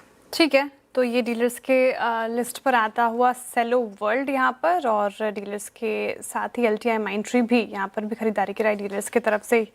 लेकिन हमारे पैनल क्या पिक कर रहे हैं वो समझ लेते हैं। BTST STBT ट्रेड्स लेना शुरू करते हैं, और कविता जी शुरुआत आपसे करना चाहूँगी, बताइए मंडे के लिए कौन सा स्टॉक, BTST या STBT? STBT करेंगे, और बैंक से मुझे लग रहा है AU बैंक एक डबल टॉप फॉर्मेशन बनाता हुए दिख रहा है on a shorter time frame, तो यहाँ गिरावट बढ़ते हुए दिख सकती है। For the price move of 870 one can go short on AU bank, stop loss maintain करें 910 का। ओके, AU बैंक पर शॉर्ट करें। ये हो गई कविता जी की ट्रेड। गाबा सर, आपका कैरी कर रहे हैं कल के लिए? मेरा ध्यान है आई थिंक कोल इंडिया पर, हमेशा स्ट्रांग रहा है स्टॉक, बहुत अच्छा कंसोलिडेशन हुआ बिटवीन 410 440 के बीच में, एक ब्रेकआउट मिला है, बेस अच्छा बना हुआ है, ट्रेड करें 468.25 पर, स्टॉप लगाएंगे करीब 460 का, 8 रुपए का स्टॉप है। टारगेट 2 रहेंगे, 480 490, मेरे ख्याल से वहां तक जाना चाहिए, इसमें स्ट्रेंथ है कोल इंडिया। कोल इंडिया आपका बाय कॉल। प्रकाश सर का, आप चलते मानस के पास। मानस, आपका कैरी करेंगे? तो देखिए हिंडाल्को में एक सेल रिकमेंडेशन है, यहाँ पर बहुत ही इंपॉर्टेंट सपोर्ट स्टॉक ने ब्रेक किया है, तो उसके फ्यूचर में बिकवाली करेंगे। 886 के स्टॉप लॉस से बिकवाली करनी है, 840 840 तक के टारगेट्स पॉसिबल है। हिंडाल्को हो गया, STBT। अमित जी, आपकी ट्रेड मंडे के लिए? जी शेयर जी, BTST रहेगा NTPC में। यहाँ स्ट्रक्चर पॉजिटिव है और ये मार्केट्स को रेगुलरली आउट परफॉर्म कर रहा है। कोई भी अगर हल्का फुल्का भी पुल बैक आता है तो ये अच्छे से आउट परफॉर्म कर सकता है, तो इसे बाय करना है। 378 का स्टॉप लॉस रहेगा और 388 के टारगेट्स रहेंगे NTPC। ओके, NTPC हो गई अमित जी की ट्रेड। राजेश सातपति जी, मंडे के लिए आपका स्टॉक? श्रेय देखिए, मैं रिलायंस लेके जाऊंगा। मुझे लगता है रिलायंस में आज का जो क्लोज है वो ज्यादा इंपॉर्टेंट है, 1400 के ऊपर का क्लोज है, स्ट्रक्चर अच्छा है। आज बाजार नहीं चला, उसके सामने छोटा मोटा हल्का हुआ, लेकिन मुझे लगता है अभी भी इसमें दम है। तो 1400 के हिसाब से अगर आप देखें तो 1395 का स्टॉप लॉस लगा के रिलायंस लेके जाए। इसका जो स्विंग का टारगेट है, आप कह सकते हैं रेजिस्टेंस है, अपर बैंड है, वो 1450 का रहेगा, लेकिन 1440 1450 आई थिंक इस रेंज में प्रॉफिट टेकिंग करे BTST रिलायंस। रिलायंस ये एक बाय कॉल है रिलायंस पे, तो कृपया करके एक चीज़ याद रखिएगा कि कोई भी कॉल लें इस पर तो एक वित्त सलाहकार की राय जरूर रखें। इस चैनल का स्वामित्व प्रबंधन रिलायंस इंडस्ट्रीज होल्ड करते हैं। चलते हैं अब सोमिल के पास। मंडे मॉर्निंग के लिए सोमिल क्या कैरी करेंगे उससे बात करते हैं। सोमिल, क्या ट्रेड रहेगा आपका? On the short side Indigo already एक डाउन ट्रेंड में चल रहा है, वीक स्टॉक है, एवरेजेस के नीचे चल रहा है, short term long term averages के नीचे चल रहा है, लो टॉप लो बॉटम फॉर्मेशन से हर एक डिग्री टाइम फ्रेम पे। So weak stock, short trade recommend कर रहा हूँ फॉर अ टारगेट ऑफ 3900 और स्टॉप लॉस रहेगा 4260। ओके, चलिए अब एक काम करते हैं, बीरू के पास चलते हैं आज की मार्केट ब्रेथ के लिए। बीरू बताइए। जी अनुज, कल इतनी ख़राब ब्रेथ थी कि शायद उससे तो ख़राब नहीं होगी, बट हाँ हम डे लो की ट्रैजेक्टरी के आसपास अगर आप देखें निफ्टी बैंक पे जा रहे हैं तो उसका प्रभाव सेकेंड हाफ पे ब्रेथ पे ज़रूर पड़ा है। सुबह जितने स्ट्रॉन्ग ये ब्रेथ थी टुवर्ड्स आई थिंक ओपनिंग या फिर 10:30 तक उतनी अच्छी नहीं है, लेकिन सुबह करीब करीब 144 लॉन्ग थे, 118 लॉन्ग अप, तो करीब करीब 20-22 शेयर हो गए वहाँ से। शॉर्ट कवरिंग 32 में, शॉर्ट 58 में। मतलब कहने का मतलब ये है कि 130-12 के आसपास ये शॉर्ट्स जो थे वो कैपिटलाइज होने लगे थोड़ा सा। आइए देखते हैं स्लाइड्स में। एटलीस्ट हमारे पास लॉन्ग के आज स्टैट्स तो हैं, कल याद रखिएगा मात्र 2 लॉन्ग थे। आचार एलेक्सी, Glenmark pharma, Jindal steel, HPCL Biocon, अगर आप देखें तो इन सब काउंटर्स में आज लॉन्ग बिल्डअप था। अगले स्लाइड में आइए, शॉर्ट कवरिंग कहाँ पे थी। इसमें INOX win, Vodafone idea, Laurus lab, CDMO player में यहाँ पे आज एक शॉर्ट कवरिंग थी, बीएचएल टाटा टेक। और अगली स्लाइड अच्छा अब नहीं देखेंगे क्योंकि ना वो होगी शॉर्ट कवरिंग की, शॉर्ट कवरिंग की थी, शॉर्ट की नहीं है क्योंकि, और लॉन्ग अनवाइंडिंग की नहीं याद रखिएगा, सिर्फ वहाँ पे 2 स्किप्स थी तो उसको छोड़ते हैं। टुवर्ड्स क्लोज निफ्टी करीब करीब 23,190 पे, यानी अगर आप देखें आज की ट्रेड रेंज मोर और लेस उसकी अगर आप देखें लोअर ट्रैजेक्टरी के आसपास। अनुज चलिए एक काम और करते हैं, फ्राइडे है। आप जानते हैं आपके पोर्टफोलियो का एक बड़ा दुश्मन कोई वॉर या टैरिफ नहीं बल्कि आपकी एक छोटी सी लत है। जी हाँ, आज बात करेंगे सिगरेट की उस धुएं की जो सिर्फ फेफड़े नहीं आपकी तिजोरी भी जला रही है। और कंचन के पास चलते हैं और जान लेते हैं पूरी रिसर्च। कंचन बताइए। जी देखिए, यहाँ पे जो एक ओपन पेज में बात लिखी गई है कि जो सिगरेट की आग है उसने जेब के ऊपर काफी बड़ा दाग जो है वो लगा दिया है। आज मैं आपके सामने वो डेटा प्रेजेंट करने वाली हूँ जो भी स्मोकर समाज है उनको आज सच का सामना करना पड़ सकता है। जो भी स्मोकर साल 2005 से सिगरेट पी रहे तो उनको पता है कि 20 की डब्बी उस टाइम पे 59 की आती थी, लेकिन बढ़ते बढ़ते बढ़ते बढ़ते जो दाम है वो आ पहुंचा है 480 रुपए पर पैकेट पे। यानी कि अगर हम इसे परसेंटेज टर्म्स में कन्वर्ट करें तो करीबन 713% का जो उछाल है वो देखने को मिला है। यानी कि अगर महंगाई की आप रफ्तार देखें वो इन सालों में, पिछले 21 सालों में केवल बढ़ी है 185%, लेकिन सिगरेट का दाम देखेंगे तो 4 गुना बढ़ चुका है। यानी कि स्मोकर्स ने एक तो सिगरेट के दाम जो है वो बढ़े हुए दिए हैं और महंगाई की जो आग है उससे भी वो जूझता हुआ दिखाई दिया है। अब अगर कोई भी स्मोकर दिन के अंदर 10 सिगरेट पीता है तो देखिए उसका करीब करीब जो महीने का खर्चा है वो 7,000 रुपए का है, और उसे अगर हम साल में लेके जाएं तो करीबन 90,000 रुपए वो सिगरेट में ही खर्च करता है। यानी कि आम आदमी की जो कमाई है उसका 35% जो हिस्सा है वो केवल अब धुएं में ही जाता हुआ दिखाई दे रहा है। यही नहीं बल्कि ये जो लत है वो भारत के करीबन 13 से 14 करोड़ लोग ऐसे हैं जिनको काफी ज्यादा गलत लग गई है, और ग्लोबली से देखा जाए तो इंडिया का 14% हिस्सा है जो स्मोकर्स की कैटेगरी में काउंट होता है। और यही अगर 90,000 रुपए आप साल 2005 में निफ्टी की SIP में लगा लेते और एवरेज देखते 12% का, तो वो पैसा आज आपका बढ़ के 35 से 40 लाख हो जाता है। ये जो डेटा है वो स्मोकर्स के लिए काफी इंपॉर्टेंट है। देवानंद ने कहा था ना, जिंदगी का साथ निभाता चला गया, वहीं से आदत गलत लगी। 10 सिगरेट पर डे है भगवान। चलिए खैर, अब कंचन शुक्रिया। खैर मैंने कभी हैबिट लगाई नहीं वीरू, मुझे लगी नहीं, एंड आई एम श्योर कि आपने भी कभी नहीं पी होगी, है ना? हाँ मुझसे भी पूछ लीजिए सर। आपने पी है क्या? हाँ चलिए ठीक है, अच्छी बात है, स्मोकिंग खराब हैबिट है। चलिए अब स्क्रीन पर चलते हैं, मार्केट की क्लोज देख लेते हैं फटाफट से। और निफ्टी ठीक है, डे हाई पर नहीं बंद हो पाया, 135 पॉइंट ग्रीन में बंद हुआ। Bank Nifty margin flat, Nifty IT करीब करीब 700 पॉइंट ऊपर था, 2.5% के gains. Mid cap 2-3%, small cap आएगा आपकी स्क्रीन पर, चलिए नहीं आ रहा, कोई बात नहीं। एडवांस डिक्लाइन 1700 बढ़ने वाले शेयर थे और 1200 गिरने वाले शेयर थे। फटाफट सेक्टोरल गेनर्स देख लेते हैं एक बार और उसके बाद आगे बढ़ेंगे। IT, PSU banks, Nifty pharma, metals, autos और एनर्जी थे। अब लूजर्स पर आ जाते हैं फटाफट। लूजर्स में क्या क्या था? कैपिटल मार्केट, रियल्टी, डिफेंस और फाइनेंशियल। चलिए निफ्टी गेनर्स की लिस्ट देख लेते हैं। और Tech Mahindra, JSW Steel, Infosys, Tata Steel, Coal India और ट्रेंड यहाँ पर गेनिंग साइड पर थे। और लूजर्स पर आ जाते हैं। अब चलिए शो को ख़त्म करेंगे और have a good weekend everyone. Veeru, Shreya, have a good weekend. Have a good weekend. नमस्कार। और दर्शकों को भी हैप्पी वीकेंड। Happy weekend.